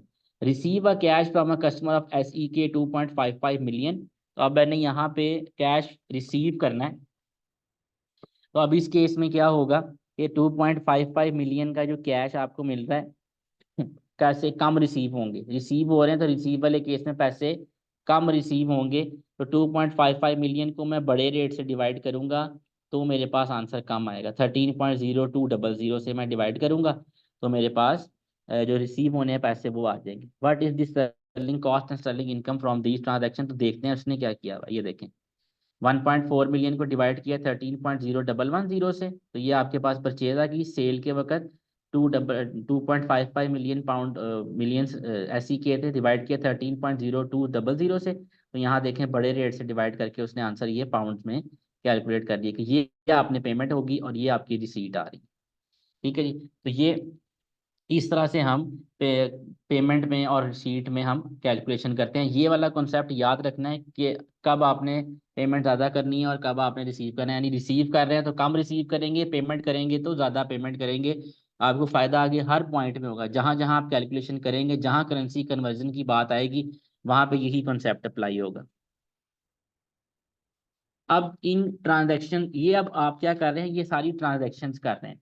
अब इन ट्रांजैक्शन से रिलेटेड जो है अब इनको हम मैनेज कैसे कर सकते हैं, उसमें आपके पास सबसे पहले जी इंटरनल मेथड्स हैं, फॉरवर्ड कॉन्ट्रैक्ट है, सिंथेटिक फॉरवर्ड है, synthetic agreement for forward exchange है, फ्यूचर कॉन्ट्रैक्ट है, करेंसी एंड फॉरेक्स स्वैप्स हैं। इसके अंदर एक और भी है, उसने यहाँ लिखा नहीं है, ऑप्शंस भी होते हैं आपके पास, करेंसी ऑप्शंस, वो भी हम देखेंगे।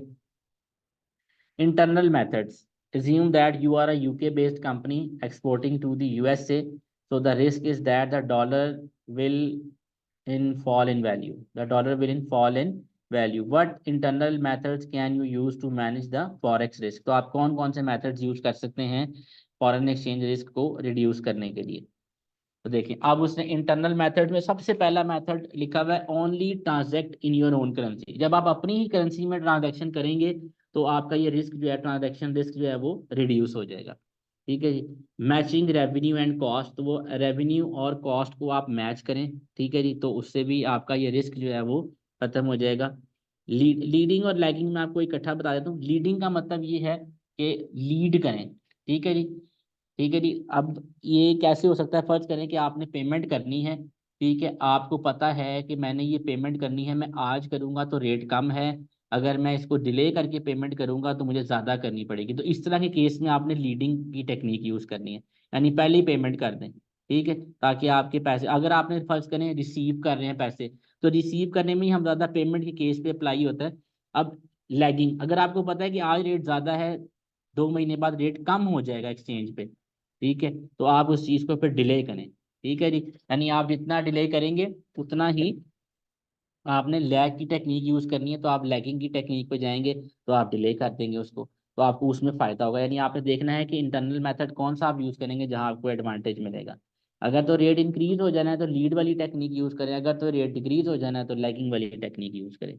Netting against foreign currency cost for other division, like netting हम यूज़ करते हैं कि एक ही कंट्री से आपकी रिसीट भी हैं और एक ही कंट्री से आपकी पेमेंट्स भी हैं, तो फिर आप क्या करते हैं, फिर आप ये नहीं करते कि आप हैजिंग की टेक्निक यूज़ करें और आप रिसीट के ऊपर भी हैजिंग की टेक्निक लगाएं और पेमेंट पे भी हैजिंग की टेक्निक लगाएं।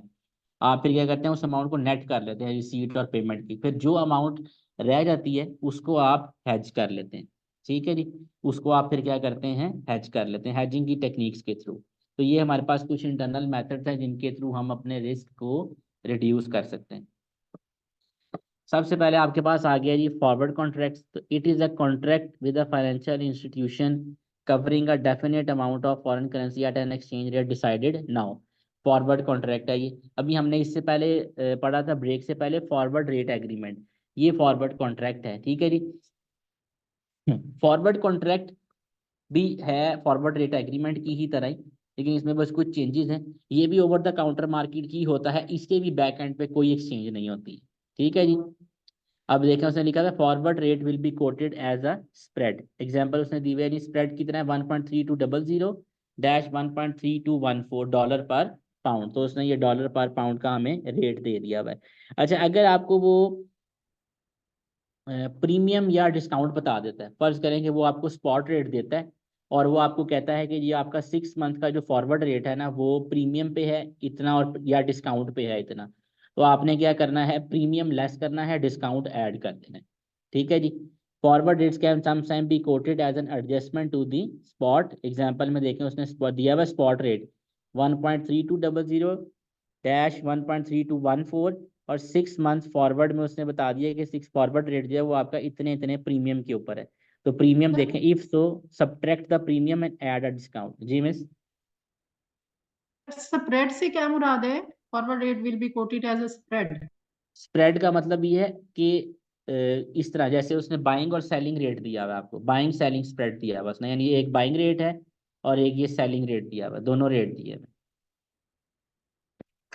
वैसे स्प्रेड जो है वो इन दोनों का डिफरेंस होता है, जैसे ये 1.3200 है और 1.3214 है, आप दोनों का डिफरेंस लेंगे तो थैंक यू। वो स्प्रेड आएगा। तो अब यहाँ पे आपने क्या करना है, प्रीमियम को सब्ट्रैक्ट कर देना है, लेस कर देना है। तो आपने 1.3200 में से ये वाला 0.0015 लेस कर देना है और 0.0008 जो है वो आपने 0.3214 में से लेस कर देना। अब ये कितना आ जाएगा, ये आ जाएगा 0.3185 और ये आ जाएगा 0.3206। ये इस तरह आ जाएगा। ये उसने अब आगे किया नहीं है, लेकिन ये आपने प्रीमियम इसमें लेस कर देना है, डिस्काउंट आपने ऐड कर देना है। अब इस एग्जांपल में वो आपसे करवाएगा spot exchange rates on April 30, 2015 आर South African rand per pound 15.8612 to 15.8618, and the 6 month forward rate are quoted at a premium of 0.0009-0.0002। अब वो बता रहे calculate the receipts from a South African rand 2 million sale to a customer due to be received in 6 month time. Calculate the cost of paying an invoice of South African rand 2 million in 6 month time। अब देखें उसने एक receipt वाला case दिया है forward rate में और एक उसने पेमेंट वाला केस दे दिया हुआ है, लेकिन अब उसने क्या किया है, फॉरवर्ड रेट आपको प्रीमियम के साथ बताया मैं। अब जैसे देखें 15.8612 है, आपने इसमें से 0.0009 लेस कर देना है। ठीक है जी, 8612 में से आप 0.0009 लेस करेंगे तो ये आ जाएगा 15.8603। ठीक है जी, ये 8603 हो जाएगा और 15.8618 में से लेस कर देना है 0.0002, तो ये 8616 हो जाएगा। ठीक है जी, अब उसने बताया है कैलकुलेट दी रिसीट्स, आपने आपको रिसीव होने हैं साउथ अफ्रीकन रैंड 2 million। ठीक है जी, अब रिसीव होने हैं तो मैंने आपको बताया था रिसीव होने हैं तो आपको कम पैसे रिसीव होने हैं। ठीक है जी, जब आपको कम पैसे रिसीव होने होंगे तो आपने क्या करना है, साउथ अफ्रीकन रैंड है 2 million, अब आपने इसको डिवाइड करना है बड़े रेट से। तो 15.8616 प्रीमियम लेस कर दिया हुआ है, तो 15.8616 बड़ा रेट है, उससे डिवाइड करेंगे तो आपके पास ये फॉरवर्ड, अगर आप फॉरवर्ड कॉन्ट्रैक्ट करते हैं तो आपको इतने पैसे रिसीव होंगे 126091। अब बी रिक्वायरमेंट में आपके पास calculate the cost of paying an invoice for South African rent 2 million in 6। अब यहाँ आपने यहाँ पे पेमेंट करनी है, पेमेंट आपने ज़्यादा करनी है, तो 2 million को डिवाइड करेंगे 15.8612 में से 0.0009 लेस करके, तो वो 8603 बन रहा है। वो देखें उसी से डिवाइड किया हुआ है। तो तो आपके पास 126,101 आ रहा है आंसर। ठीक है जी। तो इस केस में आपने पेमेंट जो है वो ज़्यादा कर रहे हैं, रिसीव आपको कम हो रहा है। तो इस तरह से फॉरवर्ड कॉन्ट्रैक्ट बिल्कुल इसी तरह ही है जैसे आप करेंसी कन्वर्ट कर रहे हो, उसी तरह फॉरवर्ड कॉन्ट्रैक्ट है, इसमें कोई स्पेसिफिक कैलकुलेशन नहीं है। फॉरवर्ड कॉन्ट्रैक्ट के ऊपर उसने एक एक्सरसाइज दे दी हुई है। The spot rate between the Australian dollar and the pound is AUD पर pound 2.1401 dash 2.1585 and the 9 month forward discount is AUD 0.0048 dash 0.0086। तो अब यहाँ पे आपके पास क्या सिचुएशन है, यहाँ पे उसने डिस्काउंट दे दिया, तो डिस्काउंट मैंने बताया था ऐड करना है, प्रीमियम हम लेस कर देते हैं। आगे वो कह रहे हैं दीबू की limited is due to receive Australian dollar 5 million from an Australian customer in 9 months and has chosen to enter into a forward contract which is meant to fix the exchange rate requirement। what is the sterling value receipts। तो अब आपने receipt बतानी है। पहले आपने क्या करना है, पहले आपने सबसे पहले जो आपका स्पॉट रेट गिवन है आपने उसमें डिस्काउंट को एडजस्ट करना है, डिस्काउंट आपने ऐड करना है। तो देखें 2.1401, इसके अंदर डिस्काउंट ऐड कर रहे हैं 0.0048, तो आपके पास आ गया 2.1449, ये आपके पास ऐड हो गया फॉरवर्ड रेट। और ये आपके पास जो क्लोजिंग सेलिंग रेट है 2.1585, और उसके अंदर 0.0086 ऐड कर देना, तो ये हो गया 0.1671। तो ये आपके पास बाइंग और सेलिंग रेट आ गया हुआ है। अब आपने ऑस्ट्रेलियन कस्टमर से रिसीव करने हैं 5 million पाउंड, इसका मतलब पैसे रिसीव करने हैं तो कम रिसीव करने हैं, रेट आपने यूज़ करना है ज़्यादा वाला, तो 2.1671 हम रेट यूज़ करेंगे। तो ये देखें नीचे उसने किया हुआ है 5 million ऑस्ट्रेलियन डॉलर हैं, डिवाइड कर दिया है 2.1671, तो आपके पास पाउंड में आंसर आ गया 2307231। ठीक है, इस तरह से फॉरवर्ड कॉन्ट्रैक्ट, अगर आप फॉरवर्ड कॉन्ट्रैक्ट करते हैं तो आपको इतने पैसे रिसीव हो जाएंगे, अगर आप फिक्स कर लेते हैं ये बैंक के साथ तो आपको ये पैसे रिसीव हो जाएंगे। Advantages of forward contract: it is a simple mechanism which can be readily found from various institutions. They are available in many currencies, thus easier for businesses. They have a low or zero upfront cost, usually available for more than a year ahead। ठीक है जी, simple advantages हैं इसके। They are fix date agreements, thus lack the flexibility to take advantage of changing rates। ठीक है जी। तो ये जो है वो डिसएडवांटेज है कि ये इसकी फ्लेक्सिबिलिटी से कोई एडवांटेज नहीं लिया जा सकता। रेट्स कोटेड में भी अनअट्रैक्टिव। ठीक है जी, तो रेट जो कोट किए गए हैं वो अनअट्रैक्टिव भी हो सकते हैं। ठीक है जी। एक इसका डिसएडवांटेज ये है कि इसके बैक एंड पे कोई भी स्टॉक एक्सचेंज इन्वॉल्व नहीं होती है। ठीक है जी। तो ये भी एक इसका डिसएडवांटेज है कि स्टॉक के थ्रू ये रन नहीं हो रहे हैं। अच्छा जी, सिंथेटिक फॉरवर्ड है, synthetic forward money market hedging भी होती है। ठीक है जी। अब मनी मार्केट हैजिंग है, ये भी फॉरवर्ड कॉन्ट्रैक्ट की तरह एक कॉन्ट्रैक्ट ही है मनी मार्केट हैजिंग, इसमें भी आप करेंसीज को हैज ही कर सकते हैं। ठीक है जी। अब वो यहाँ पे कह रहे हैं कि जी ये इसका जो क्वेश्चन है ये एक्सपोर्टर और इम्पोर्टर के पॉइंट ऑफ व्यू से, अब आपको लग रहा होगा कि ये एक्सपोर्टर और इम्पोर्टर का कोई नया पॉइंट ऑफ व्यू आ गया है, तो ऐसी कोई बात नहीं है। एक्सपोर्टर का केस कौन सा है, रिसीट वाला केस, आप पैसे रिसीव करेंगे, आपने कोई चीज़ एक्सपोर्ट कर दिया उसके अगेंस्ट आपको पैसे मिल जाने। इंपोर्ट कर दिया आपने तो इसका मतलब आपने कोई चीज़ बाहर से इंपोर्ट किया तो उसके अगेंस्ट आपने पेमेंट कर देनी है। तो ये वही केस है रिसीव का, और ये पेमेंट का केस है, कोई नई चीज़ नहीं है। ठीक है जी। अब वो एक टेबुलर अप्रोच यूज़ कर रहा है मनी मार्केट हैजिंग के लिए। ठीक है जी। तो स्टेप वाइज वो चल रहा है। रिसीव्ड आपने अभी एक्सपोर्टर का केस डिस्कस कर रहा है, एक्सपोर्टर का केस है। फर्स्ट है जी, receive Australian dollar from customer, pay off Australian dollar loan with export revenue. ठीक है जी। तो फर्स्ट टू तो उसने ये बता दिया हुआ है। उसके बाद उसने ना ये बताया हुआ है borrow enough Australian dollar so that in months time, in number of months time the amount owed equal to the expected receipt. अगर मैं सिंपल वर्ड्स में बोलूँ तो ये हमारे पास इसको हम सिंपल वर्ड्स में कह सकते हैं कि ये हम प्रेजेंट वैल्यू कैलकुलेट कर रहे हैं इस स्टेप के अंदर। ठीक है जी। और प्रेजेंट वैल्यू आएगी कैसी, कि ये जो आपने अमाउंट रिसीव करनी है इसको आप क्या करेंगे 1 + बोरिंग रेट से डिवाइड कर देंगे। बोरिंग रेट यानी आपने बोरो करनी है अमाउंट तो आपने बोरिंग रेट यूज कर लेना है। अभी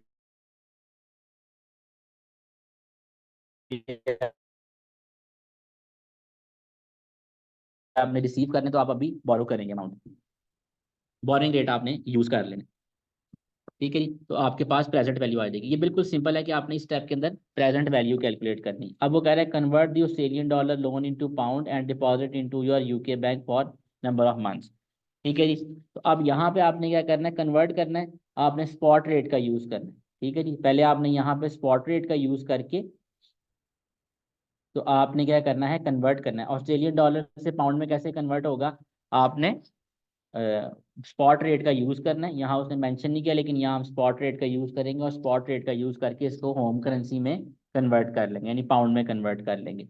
उसके बाद जो अमाउंट आ जाएगी 4 स्टेप की, उसको आपने 1+ डिपॉजिट रेट कर देना है। अब ये 1+ डिपॉजिट रेट, यानी अब आपके पास बैंक में आ गया। अब आपने क्या करना है, उस अमाउंट को लेंड करना है, तो यहाँ पे आपने डिपॉजिट रेट यूज करना है। ठीक है जी। और 1+ डिपॉजिट रेट भी कहते हैं और लैंडिंग रेट भी कहते हैं इसको, वो आपने ले लेना है। और ये उसने लिखा हुआ है आगे विड्रॉ द डिपॉजिटेड स्टर्लिंग, तो यहाँ पे आपके पास अमाउंट आ जाएगी जो आपने विड्रॉ करेंगे आप, नंबर ऑफ मंथ जितने भी होंगे। अच्छा, अब यहाँ पे जो आंसर आता है, जैसे अभी हमने अभी पीछे फॉरवर्ड कॉन्ट्रैक्ट देखा, ये फॉरवर्ड कॉन्ट्रैक्ट की वैल्यू आ गई है 2307231। इस वैल्यू को हम कंपेयर फिर करते हैं इस वैल्यू के साथ, यानी क्वेश्चन नॉर्मली इस तरह आ जाता है कि आपके लिए फॉरवर्ड मार्केट हैजिंग बेहतर है या मनी मार्केट हैजिंग बेहतर है। तो आपके पास ये जो आंसर आएगा, इस आंसर को आपने कंपेयर कर देना है फॉरवर्ड कॉन्ट्रैक्ट वाली अमाउंट के साथ।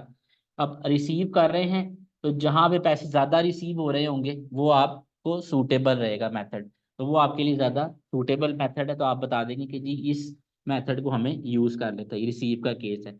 यहाँ उसने स्टार लगाया हुआ है बोरिंग और डिपॉजिट रेट पर, उसने लिखा हुआ है time apportion the interest rate coated, तो जो इंटरेस्ट रेट होंगे उनको आपने टाइम अपोर्शन भी करना है।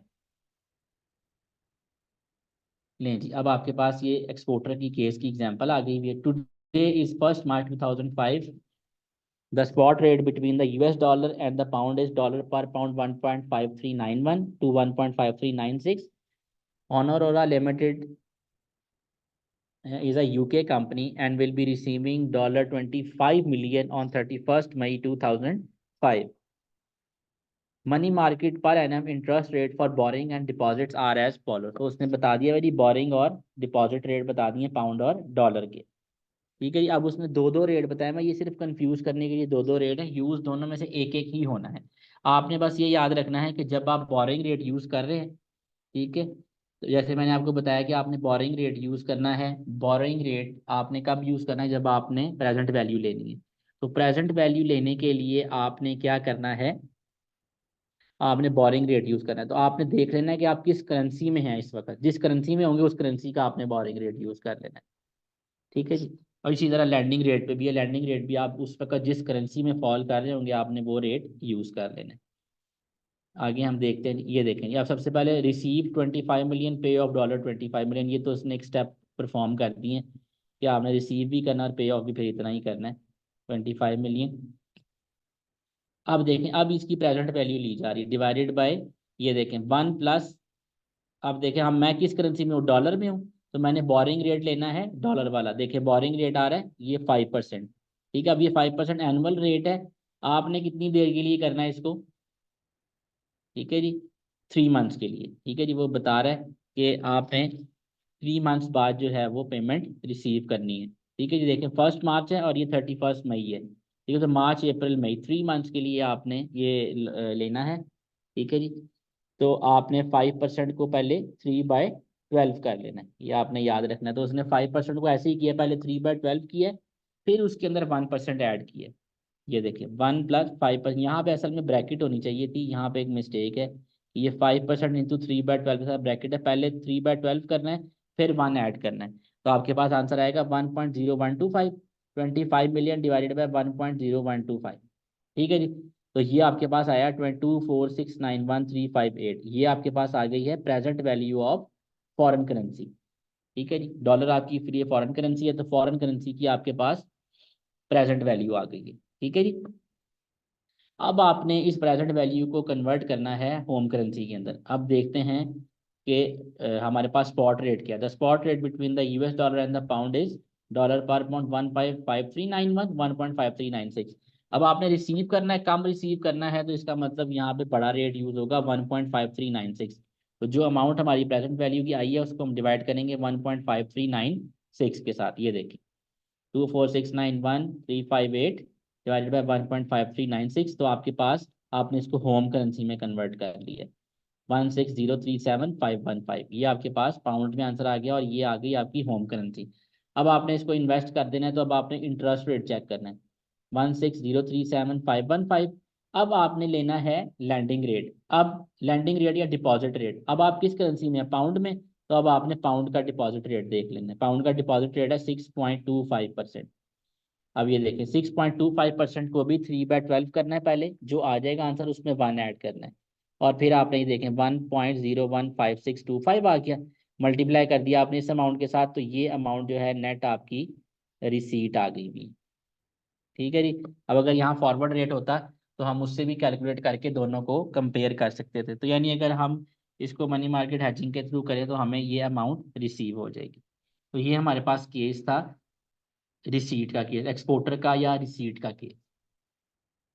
लें अब आपके पास वही सिंथेटिक फॉरवर्ड है, मनी मार्केट हैजिंग है, ये आपके पास आ गया है इंपोर्टर का केस, यानी पेमेंट का केस आपके पास आ गया। अब यहाँ पे सिर्फ जो है ना हर चीज़ उसी तरह ही है। देखें पे ऑस्ट्रेलियन डॉलर और पे ऑफ आपके पास ये आएगा, ये नेट हो जाएगी अमाउंट। ठीक है। अब यहाँ पे देखें, यहाँ पे पहले बोरिंग रेट था एक्सपोर्टर वाले केस में, यहाँ डिपॉजिट रेट आ गया है, यानी अभी भी आप यहाँ पे प्रेजेंट वैल्यू ही ले रहे हैं, ये प्रेजेंट वैल्यू कैलकुलेट करेंगे आप। तो जब आपके पास प्रेजेंट वैल्यू आ जाएगी, तो आपने अब यहाँ पे प्रेजेंट वैल्यू लेनी है डिपॉजिट रेट के ऊपर, क्योंकि यहाँ पे आपने पेमेंट करनी है, पैसे लेने नहीं है, पैसे पे करने हैं आपने। तो यहाँ पे जब आपने पेमेंट करनी है तो यहाँ पे आप सबसे पहले लैंडिंग रेट लगाएंगे, और उसके बाद आपके पास ये आ जाएगी present value of foreign currency. उसके बाद आप करेंगे borrow sterling and convert them into, ये उसने इतनी लंबी कहानी लिखी हुई है, आपने इसको होम करेंसी में कन्वर्ट करना है बस।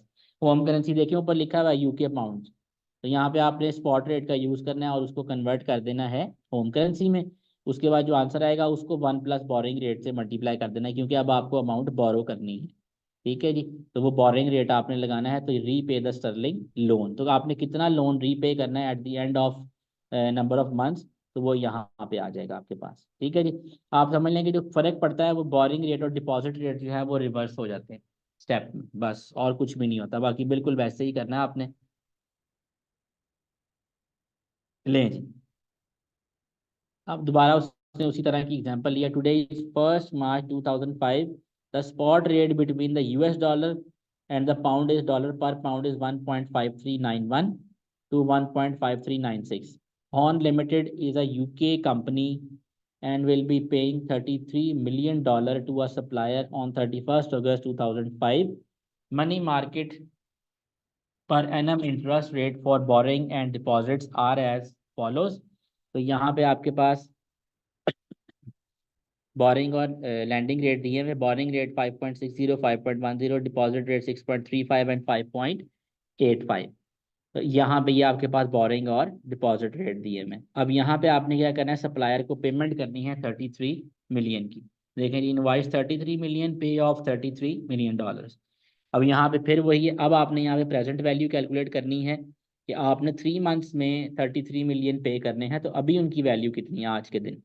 तो आपने क्या करना है, अब आप डॉलर में है तो आपने डॉलर का सबसे पहले यहाँ पे डिपॉजिट रेट लेना है। डॉलर का डिपॉजिट रेट है 5.85। अब इसको आपने 3 मंथ्स में कन्वर्ट कर देना है। ठीक है जी। नहीं 3 मंथ्स नहीं है, मार्च अप्रैल मई जून जुलाई अगस्त, 6 मंथ्स का कॉन्ट्रैक्ट है ये, 1 मार्च से 31 अगस्त तक का, तो 6 मंथ्स का है। तो 5.85 इंटू 6/12 करना है, ये देखें 5.85 इंटू 6/12। ठीक है। फिर +1 करना है, और फिर आपने जो अमाउंट आ रही है उसको 33 मिलियन पर डिवाइड करना है, तो आपके पास प्रेजेंट वैल्यू आ जाएगी। फिर इस प्रेजेंट वैल्यू को आपने कन्वर्ट करना है होम करेंसी में। अब आपने पेमेंट करनी है। ठीक है जी। पेमेंट करनी है, पेमेंट ज़्यादा करनी है, तो मैं छोटे रेट से डिवाइड करूंगा तो मेरे पास आंसर ज़्यादा आएगा, तो 1.5391 से डिवीजन करूंगा। ये देखिए 1.5391 20.831 मिलियन आपके पास आंसर आ गया। ये पेमेंट है जो आपने पाउंड्स के अंदर करनी है। अब आप इसको क्या करते हैं, इस अमाउंट को बोरो करेंगे आप 1.028 के ऊपर। 0 to 8 कैसे कैलकुलेट किया है, अब आप पाउंड्स में हैं तो पाउंड का आपने बोरिंग रेट लेना है। पाउंड का बोरिंग रेट है जी 5.60 इंटू 6/12, तो 5.6 इंटू 6/12, 1 फिर आपने उसमें ऐड करना है, फिर 1.028 से मल्टीप्लाई कर देंगे तो आपके पास आंसर आएगा 2141506 2। तो ये अमाउंट जो है ये आपने पेमेंट कर देनी है। इसको फिर हम कंपेयर कर लेते हैं फॉरवर्ड कॉन्ट्रैक्ट के साथ। तो जब आपने फॉरवर्ड कॉन्ट्रैक्ट के साथ इसको कंपेयर करना है तो पेमेंट वाले केस में देखना है कि कहाँ कम पेमेंट करनी पड़ रही है, वो फिजिबल होगा। रिसीट वाले केस में जहाँ पैसे ज़्यादा रिसीव हो रहे हैं वो ज़्यादा फिजिबल होगा आपके लिए। तो इस तरह से जी ये मनी मार्केट हैजिंग का कॉन्सेप्ट है। 8-10 नंबर के लिए, 7-8 नंबर के लिए, 5 to 10 मार्क्स जो है इसकी कैलकुलेशन पूछी जा सकती है। ठीक है जी, तो आपने इसका ध्यान रखना है। ये भी आपसे पूछा जा सकता है। फॉरवर्ड कॉन्ट्रैक्ट और मनी मार्केट है। अब वो कह रहा है जी synthetic agreement for forward exchange, ये वो सेफ कॉन्ट्रैक्ट है। SAFE are like forward contract except no currency is actually delivered instead the counter party agree to settle up a profit और loss based on the exchange rate movement. ठीक है जी, तो ये जो है सिंथेटिक एग्रीमेंट जो है सेफ कॉन्ट्रैक्ट जो है ये बिल्कुल फॉरवर्ड की तरह ही है। ये हमने फॉरवर्ड रेट एग्रीमेंट में भी पढ़ा था कि जो प्रॉफिट और लॉस है सिर्फ उसकी जो है वो एक्सचेंज रेट मूवमेंट की वजह से जो प्रॉफिट और लॉस आ रहा है सिर्फ उसकी जो है वो सेटलमेंट होती है। तो यहाँ सेफ में भी आपने वही करना है। The outcome is always settled in dollars. This is useful in countries where the use of derivatives like forward and future are not permitted. तो आप देख लेंगे सेफ कॉन्ट्रैक्ट आपको वहां पे एडवांटेज दे रहे हैं जहां पे फॉरवर्ड और फ्यूचर जो है वो एप्लीकेबल नहीं होते। इसी तरह ये कि जहाँ पे फॉरवर्ड फ्यूचर मेन जो आपके पास ऑप्शन जो आपके पास हैं हेजिंग कॉन्ट्रैक्ट वो फॉरवर्ड है और फ्यूचर कॉन्ट्रैक्ट है। तो जहां पे ये दोनों अवेलेबल नहीं होते वहां पे फिर आप सेफ कॉन्ट्रैक्ट यूज कर सकते हैं। नहीं जी, एक्सरसाइज 3.13 है हमारे पास। Otono Limited will pay 50 million Kenyan shillings in 6 months. The spot rate is Kenyan shilling per dollar 120. Otono Limited has agreed a safe with a bank at a rate of KS per dollar 125. In 6 months, the spot rate is KS per dollar 112. What is the outcome of the hedge? अगर वो बता रहे हैं कि अगर आप hedge कर लेते हैं तो आउटकम hedge का क्या होगा। अच्छा जी, the SAFE aim to fix the dollar cost at, ठीक है जी, 50 मिलियन डिवाइडेड बाय 125, तो आपके पास 4 लाख जो है वो डॉलर आ जाएंगे। आगे वो बता रहा था dollar has weakened which lead to a loss on the spot market so the safe generates a profit. ठीक है जी, यानी सॉरी डॉलर जो है वो कम हो गया ना। देखें पहले आप 125 कीनियन शीलिंग देते थे तो $1 आता था, अब आप 112 कीनियन शीलिंग देंगे तो डॉलर आएगा। इसका मतलब डॉलर जो है वो वीक हुआ है, जिस वजह से आपको फायदा मिल जाएगा। तो प्रॉफिट ऑन सेव कितना आ रहा है, 125 माइनस 112 और 4 लाख डॉलर है। तो आप देख लें आपके पास कीनियन शीलिंग्स आ गई हैं, आपके पास कितना प्रॉफिट आ रहा है, 5200,000 कीनियन शीलिंग्स बन रही हैं। Kenyan shilling per dollar, this is the dollar profit of 46,429। अब आप 50 जो मिलियन आ रहा है इसको अगर आप 112 पे डिवाइड करेंगे तो आपके पास आंसर आएगा 446,429। ठीक है जी, जिसको आपने फिक्स किया था वो 4 लाख था, इसका मतलब 46,429 का प्रॉफिट आ रहा है आपको यहाँ पे। Less the safe profit which reduces the cost. तो आप वो बता रहे हैं कि आप सेफ एग्रीमेंट करते हैं तो उसका एडवांटेज क्या हो रहा है। तो एडवांटेज ये हो रहा है कि आपको फायदा हो रहा है, प्रॉफिट हो रहा है कितने का, 46,429 का, यानी आपकी कॉस्ट जो है वो रिड्यूस हो रही है 46,429 से। ठीक है जी, तो ये आपने सिर्फ इतना सा काम करना है कि आपने दोनों रेट से डिवाइड करके डिफरेंस लेना है, जो आंसर आ रहा होगा वो आपका प्रॉफिट या लॉस होगा। अच्छा जी, ये एक इम्पॉर्टेंट हमारे पास चीज आ गई भी है, एक्सचेंज ट्रेडेड फ्यूचर कॉन्ट्रैक्ट्स। अब एक्सचेंज ट्रेडेड फ्यूचर कॉन्ट्रैक्ट्स आपके पास क्या है, currency future contract is derivative which is traded on a stock exchange. यहाँ पे अब सबसे बड़ा डिफरेंस जो क्रिएट किया है बाकी सब में और इसमें वो यही है कि ये ट्रेड होता है स्टॉक एक्सचेंज के ऊपर। ठीक है जी, ये स्टॉक एक्सचेंज के थ्रू रन किया जाता है। A sterling future contract on the Chicago Mercantile Exchange is a contract to buy or sell 62,500 at a predetermined date for dollars. Euro futures are contracts to buy or sell 125,000 euro for dollars। तो यहाँ पे जो है ना exchange exchange अब ये exchange के through run हो रहा है ना, तो एक्सचेंज ने कुछ चीजें फिक्स की हुई है, यानी आपने बाय और सेल का कॉन्ट्रैक्ट करना है तो वो 62,500 पाउंड का है। अगर यूरो के फ्यूचर कॉन्ट्रैक्ट हैं तो बाइंग और सेलिंग जो है वो 1,25,000 यूरो फॉर डॉलर होंगे। ठीक है जी, इनकी मेच्योरिटी डेट भी जो है वो डिसाइडेड है 31 मार्च, 30 जून, 30 सितंबर एंड 31 दिसंबर। तो फ्यूचर कॉन्ट्रैक्ट का है कि ये जो है बैकअप है इसका एक्सचेंज के थ्रू, स्टॉक एक्सचेंज के थ्रू।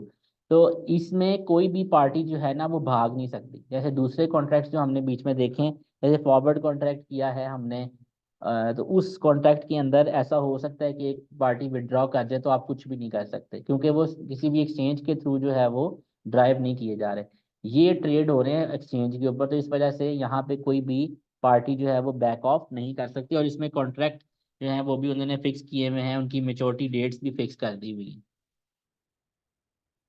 अच्छा, if you are worried about an adverse movement in exchange rate, you should set up a future deal which will generate a profit that will offset your loss on the spot rate। ठीक है जी। तो अगर कोई बंदा worried है कि उसके फ्यूचर कॉन्ट्रैक्ट जो है उसको एडवर्स मूवमेंट मिल सकती है, तो उसको फ्यूचर कॉन्ट्रैक्ट के अंदर डील करना चाहिए, जो कि प्रॉफिट जनरेट करेगी और आपके लॉस को ऑफसेट कर देगी स्पॉट रेट के ऊपर। The future deal will generate a loss if the exchange rate moves in your favour. ठीक है जी।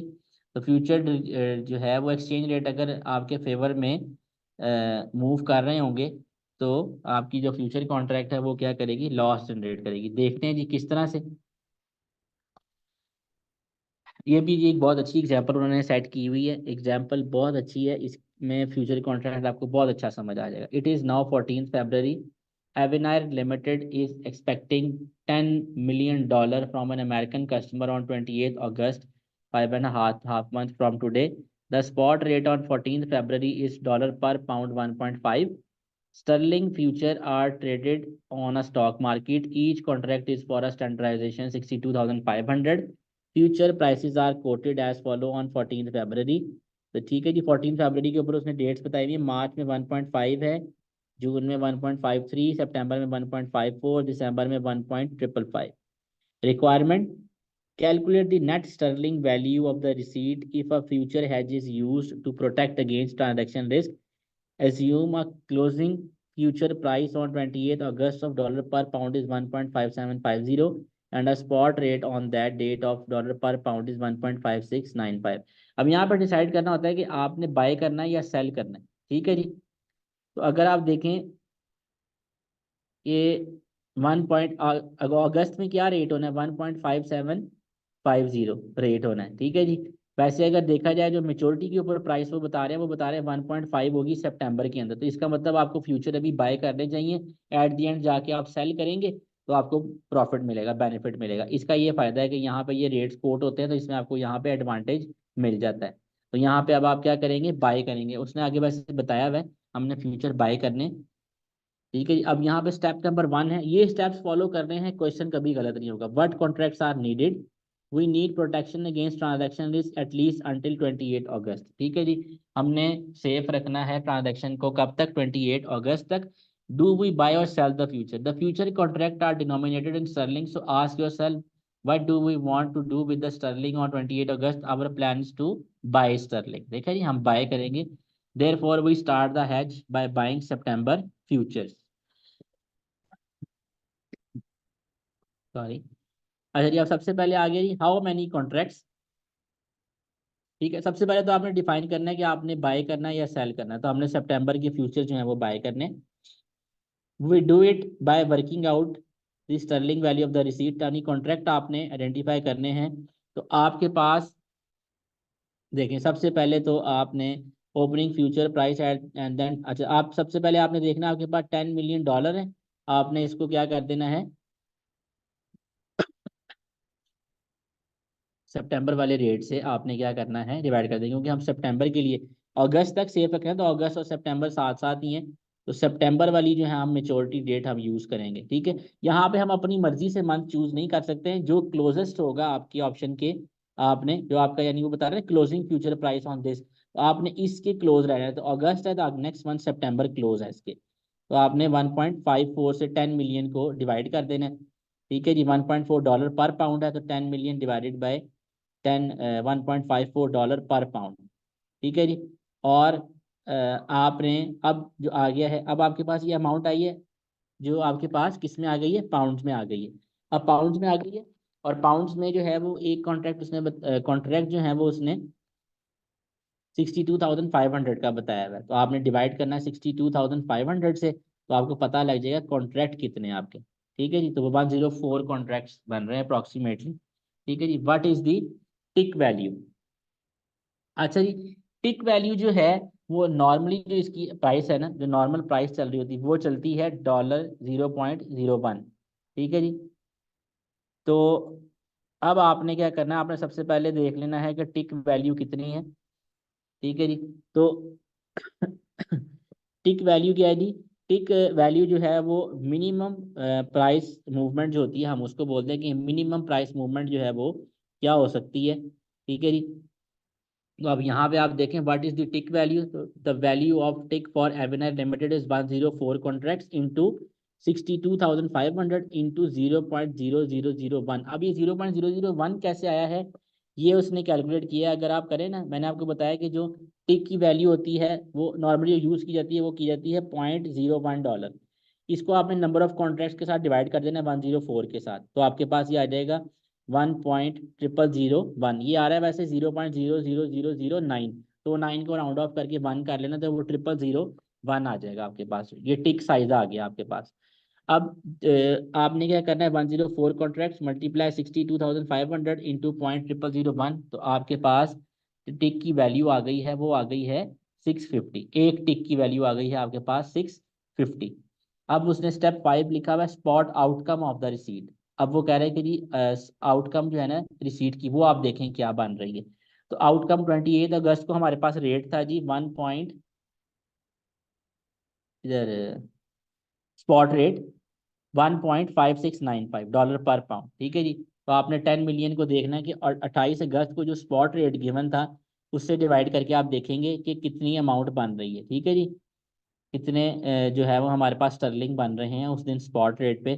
तो 10 मिलियन डिवाइड बाई 1.5695, तो आपके पास आ गया 6371456 पाउंड आ गया आपके पास। अब आपने क्या करना है, अब आपने क्या करना है, outcome of the future contract. तो फ्यूचर कॉन्ट्रैक्ट की आउटकम क्या आ रही है?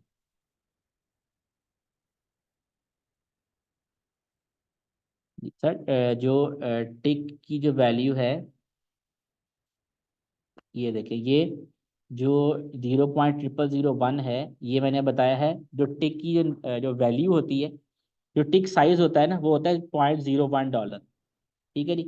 इसको आपने डिवाइड कर देना है कॉन्ट्रैक्ट के साथ। ठीक है जी। 104 कॉन्ट्रैक्ट है, तो 104 से डिवाइड करेंगे तो 0.0001 आ जाता है। तो ये टिक साइज आ गया है।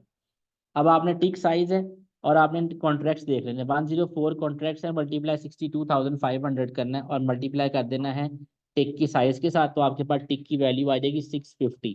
ठीक है जी। ये एक टिक की वैल्यू आ गई है, क्योंकि अभी आगे जाके हम कैलकुलेट करेंगे टोटल वैल्यू ऑफ टिक जो होती है वो क्या है। ठीक है जी। तो आपने अब देखना है, अब वो बता रहे आउटकम ऑफ फ्यूचर कॉन्ट्रैक्ट क्या है जी। Outcome of future contract is so we now need to close out the future hedge. We do this by doing the exact opposite of what we did on back of 14 February. In February, we bought 104 future contracts. So on 28 August, we sell 104 future contracts. Just remember, the future price has changed over the last 6 months. तो 14 February को future by किए थे, उस दिन value थी 1.54। ठीक है जी। जिस दिन आपने बाय किए थे वो 1.54 वैल्यू थी। ठीक है जी। तो आपने टिक्स कैलकुलेट करनी है। जब आप टिक्स कैलकुलेट करते हैं तो उसको 10,000 से मल्टीप्लाई कर देते हैं, जो भी वैल्यू होगी आपने उसको 10,000 से मल्टीप्लाई कर देना, ये याद रखना आपने। तो 1.54 मल्टीप्लाई 10,000, तो आपके पास नंबर ऑफ टिक्स आ जाएंगी। ठीक है जी। और 28 अगस्त को आप फ्यूचर सेल करेंगे तो वो रेट आपके पास आ रहा है 1.5750, जिस दिन आप सेल करेंगे क्लोजिंग फ्यूचर प्राइस जो है। तो ये आपके पास आ गया 15750। 1.5750 को मल्टीप्लाई किया 10,000 से, तो आपके पास आ गया 15750। आपके पास आ गया sold for more than bought therefore profit is 350। अब ये 350 टिक्स जो है ये आपका प्रॉफिट आ गया है 14 फरवरी और 28 फरवरी को। तो नेट आउटकम, तो नेट आउटकम आपने कैलकुलेट कर लेनी है। वो उसने ये पूछा था कि आपके पास जो है वो नेट आउटकम हमारे पास क्या आएगी। तो आपने कस्टमर से डॉलर रिसीव करने हैं कितने, 10 मिलियन, और profit realised on the future market, तो आपने प्रॉफिट कितना रियलाइज किया है। तो ये जो 350 आपने जो टिक्स हैं, ये आपके पास टोटल 350 टिक्स आई हैं। इसको आपने मल्टीप्लाई कर देना, एक टिक की वैल्यू हम कैलकुलेट कर चुके हैं, वो ये है 650। ठीक है जी। तो आपने 350 को मल्टीप्लाई कर, 350 टिक्स हैं और एक टिक की वैल्यू कितनी है 650, तो आप मल्टीप्लाई करेंगे आपके पास आ जाएगा 2,27,500। ये इस तरह से आ रहा है। बेशक आप कहीं नोट कर लें क्योंकि यहाँ उसने बताया हुआ नहीं है स्लाइड में। 350 मल्टीप्लाई 650 करेंगे तो आपके पास आएगा 2,27,500। तो ये ओवरऑल जो है ये आपको प्रॉफिट रियलाइज हुआ है फ्यूचर कॉन्ट्रैक्ट से।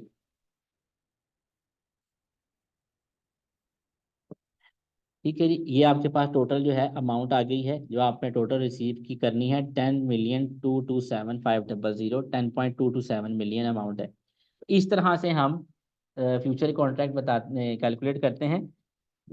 अच्छा, अब यहाँ पे आप देखें उसने एक ना स्टेप भी बता दिए हैं कि आप किस तरह कैलकुलेट कर सकते हैं। What contracts are needed, do we buy और sell the future, how many contracts, what is the tick value, spot outcome of the receipt, outcome of the future contract. तो ये आपने ओवरऑल ये सारे स्टेप्स हैं जो आपने फॉलो करने हैं। इस क्वेश्चन को ध्यान से आपने करना है और इसके स्टेप्स को फॉलो करना है। इनके स्टेप्स को फॉलो कर लेंगे क्वेश्चन आपका हो जाएगा, क्वेश्चन नहीं कहीं जाएगा आपका। और ये लॉन्ग क्वेश्चन में टेस्ट हो सकता है जी।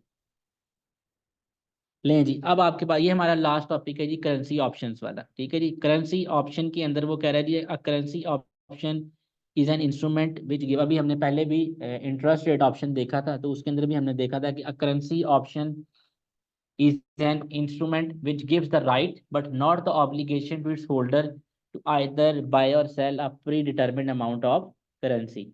The rate at which the option holder can buy or sell is the strike price or the exercise price. ठीक है जी, तो वो बता रहे हैं कि जिस पे ऑप्शन होल्डर बाय और सेल करेगा वो हमारी स्ट्राइक प्राइस या एक्सरसाइज प्राइस होगी। कॉल ऑप्शन है या पुट ऑप्शन है, हमारे पास कैटेगरीज हैं दो। कॉल ऑप्शन जो है वो right to buy or specific currency होता है, और जो पुट ऑप्शन है वो right to sell the specific currency होता है। The holder eliminate downside risk but retain all of the upside risk. तो इसमें डाउनसाइड रिस्क तो एलिमिनेट हो जाता है लेकिन अपसाइड रिस्क जो है वो रहता ही है। यहाँ पे क्या आपके पास ऑप्शन है कि आपको फ्यूचर में ये अमाउंट प्राइस मिल रही है, आपके लिए फिजिबल है तो आप उसको एक्सरसाइज करेंगे। सर आवाज आपको आपकी डिस्टॉर्ट कर रही है, सॉरी आपने क्या बताया कि कॉल ऑप्शन? जी मैंने बताया जी, कॉल ऑप्शन जो है वो राइट टू बाय है for a specific currency, right to buy the specific currency. Put option है right to sell the specific currency. ठीक है जी, अब यहाँ पे ऑप्शंस के अंदर हमें यही फायदा है, नाम से पता जी। लगेगा करेंसी ऑप्शंस। अगर आपको किसी जगह के ऊपर आपको फायदा हो रहा है तो आप उसको बाय या सेल करेंगे, अगर आपको नहीं हो रहा तो आप उसको छोड़ देंगे। यानी ये आपके पास राइट देता है, आपको gives the right to its holder. ठीक है, टू आइदर बाय और sell at a predetermine amount of currency. है वही बिल्कुल इंटरेस्ट रेट ऑप्शन की तरह ही के इंटरेस्ट रेट अगर आपको फिजिबल लग रहा है तो आप उससे एक्सरसाइज करेंगे वरना रहने दें। यहाँ पे भी करेंसी में भी यही है कि अगर आपको ऑप्शन पसंद आ रही है तो आप लेंगे वरना आप उसको नहीं लेंगे। करेंसी ऑप्शंस के ऊपर एक्सरसाइज है। ठीक है जी। अच्छा जी, वो कह रहे हैं जी Monday limited a UK company will receive a dividend from a US subsidiary on 31st March 2006. The dividend will be $35 million. Monday Limited is considering the use of an over-the-counter option to hedge the transaction risk. ठीक है जी, तो वो बता रहे हैं कि जी dividend जो है वो आपको रिसीव होना है $35 मिलियन का। ठीक है जी, और मंडे लिमिटेड जो है वो कंसिडर करना चाह रहे हैं कि हमें कोई ओवर द काउंटर ऑप्शन मिल जाए जो हम इसको रिस्क को रिड्यूस कर सकें। Premiums on option at a strike price of dollar per pound 1.4250 and price is priced as follow. तो डॉलर कॉल ऑप्शन जो आपको मिल रही है वो आ रही है 0.0095 पर डॉलर, और डॉलर पुट ऑप्शन आपको मिल रही है 0.0120। ठीक है जी, डॉलर पाउंड पर डॉलर, डॉलर पर पाउंड नहीं है जी, ये पाउंड पर डॉलर उसने दिया हुआ है। The spot rate on 31st March is $1.4325 पर पाउंड। तो स्पॉट रेट उसने 31st March पे दे दिया आपको। ठीक है जी, और आपको उसने स्ट्राइक प्राइस भी बता दी हुई है कि प्रीमियम आपको what is the net sterling receipt after accounting for the premium on the option. तो हमने देखना है कि हमें कितना जो है वो प्रीमियम मिल रहा है। This type of option required is a put option right to sell. ठीक है जी, क्योंकि आपको पैसे रिसीव होने हैं तो आपको राइट टू सेल मिलेगा। आपने याद रखना है कि जो रिसीट वाला केस है अगर आप उसमें रिसीट है तो रिसीट वाले केस में आपके लिए पुट ऑप्शन वाली ऑप्शन आएगी, यानी आपके पास the type of option required is a put option. This is because they are dollar option and Monday limited would like the right to sell dollar on 31st March। ठीक है जी, तो अभी वो डॉलर को सेल करेंगे on 31st March। The premium is there for, देखें अब वो प्रीमियम कैलकुलेट कर रहा है, प्रीमियम कैलकुलेट कर रहा है। देखें ना, प्रीमियम जो है हमारे पास, अब हमने पुट ऑप्शन लिया है, तो premium is there for $35 million into 0.0120 is equal to 4,20,000 pound. ठीक है जी। This is the payable when buying the option and is non refundable. ये अभी ये जो बात हुई थी ना यहाँ पे, ये कि डाउन साइड रिस्क को तो एलिमिनेट करता है, अप साइड रिस्क जो है वो रहता ही है आपके पास। तो ये यही है कि ये जो अमाउंट आपका जो प्रीमियम है ये नॉन रिफंडेबल है, जो आपने पे कर दिया हुआ है पुट ऑप्शन के केस में, ये नॉन रिफंडेबल रहना, ये आपको वापस नहीं मिलना। The receipt of the dividend when translated at the strike price is 24561,401। ठीक है जी। तो ये उसने ट्रांसलेट किया है इसको स्ट्राइक प्राइस के ऊपर। ठीक है जी। 35 जो है वो है। अब इसको आपने उसने करके दिखा, this is better than using the spot rate of 1.4325।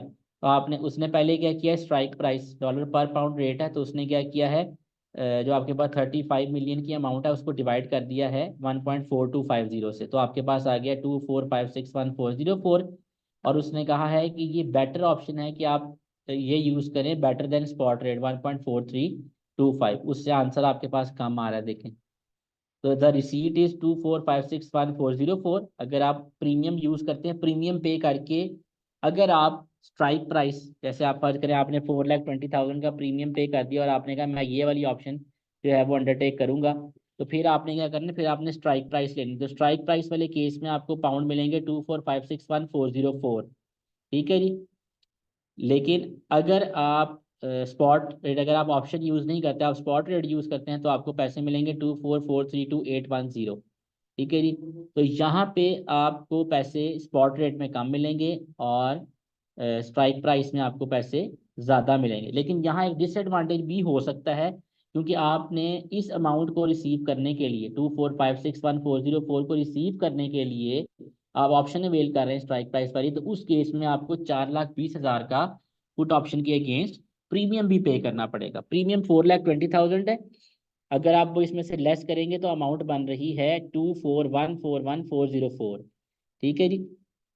तो इसका मतलब अगर आप ऑप्शन को एक्सरसाइज करवाते हैं तो प्रीमियम पे करेंगे, पैसे ज़्यादा मिलेंगे, लेकिन प्रीमियम पे करने की वजह से आपकी नेट रिसीट जो है वो कितनी आएगी, 24141,404, जो कि स्पॉट से कम हो जाएगी। ठीक है। तो यहाँ पे आप एक्सप्लेनेशन में बता सकते हैं कि अगर मंडे लिमिटेड जो है वो इस ऑप्शन को अवेल कर लेते हैं, तो उनको एक तो अपफ्रंट कॉस्ट पे करनी पड़ेगी 4,20,000 ऑप्शन की, और इसी की वजह से आपकी रिसीट जो है वो कम हो जाएंगी। ठीक है जी। तो ये आपने कंपैरिजन करना। ऑप्शन के अंदर आपने दो तीन चीज़ें करनी है कि सबसे पहले आपने प्रीमियम कैलकुलेट करना है, फिर आपने देखना है कि रिसीट आपको स्ट्राइक प्राइस पे कितनी हो रही है और स्पॉट रेट पे कितनी हो रही है। ये दोनों चेक करने के बाद आपने स्ट्राइक प्राइस वाली जो रिसीट है उसमें से आपने प्रीमियम लेस करके देखना है कंपनी को फायदा हो रहा है या लॉस हो रहा है। तो इस केस में कंपनी को फायदा नहीं हो रहा, मंडे लिमिटेड जो है वो इसको, लेकिन उनके पास ऑप्शन है, ठीक है जी, कि वो इस ऑप्शन को अवेल करें या ना करें। तो वो इस ऑप्शन को अगर अवेल कर लेते हैं तो ठीक है, नहीं करते तो कोई मसला नहीं है, उनको फिर ऑप्शन है उनके पास। ठीक है जी। तो इस तरह से ये 3-4 वैल्यूज कैलकुलेट करके आपने बतानी है। आपके लेवल पे भी ऑप्शन जो है वो इतना ही है। ले जी, यहाँ तक हमारा जो सेशन था आज का, ये सारा फॉरेन एक्सचेंज से रिलेटेड था, ट्रेजरी मैनेजमेंट का, वो यहाँ पे ख़त्म हो जाता है। चले जी, thank you so much for your time.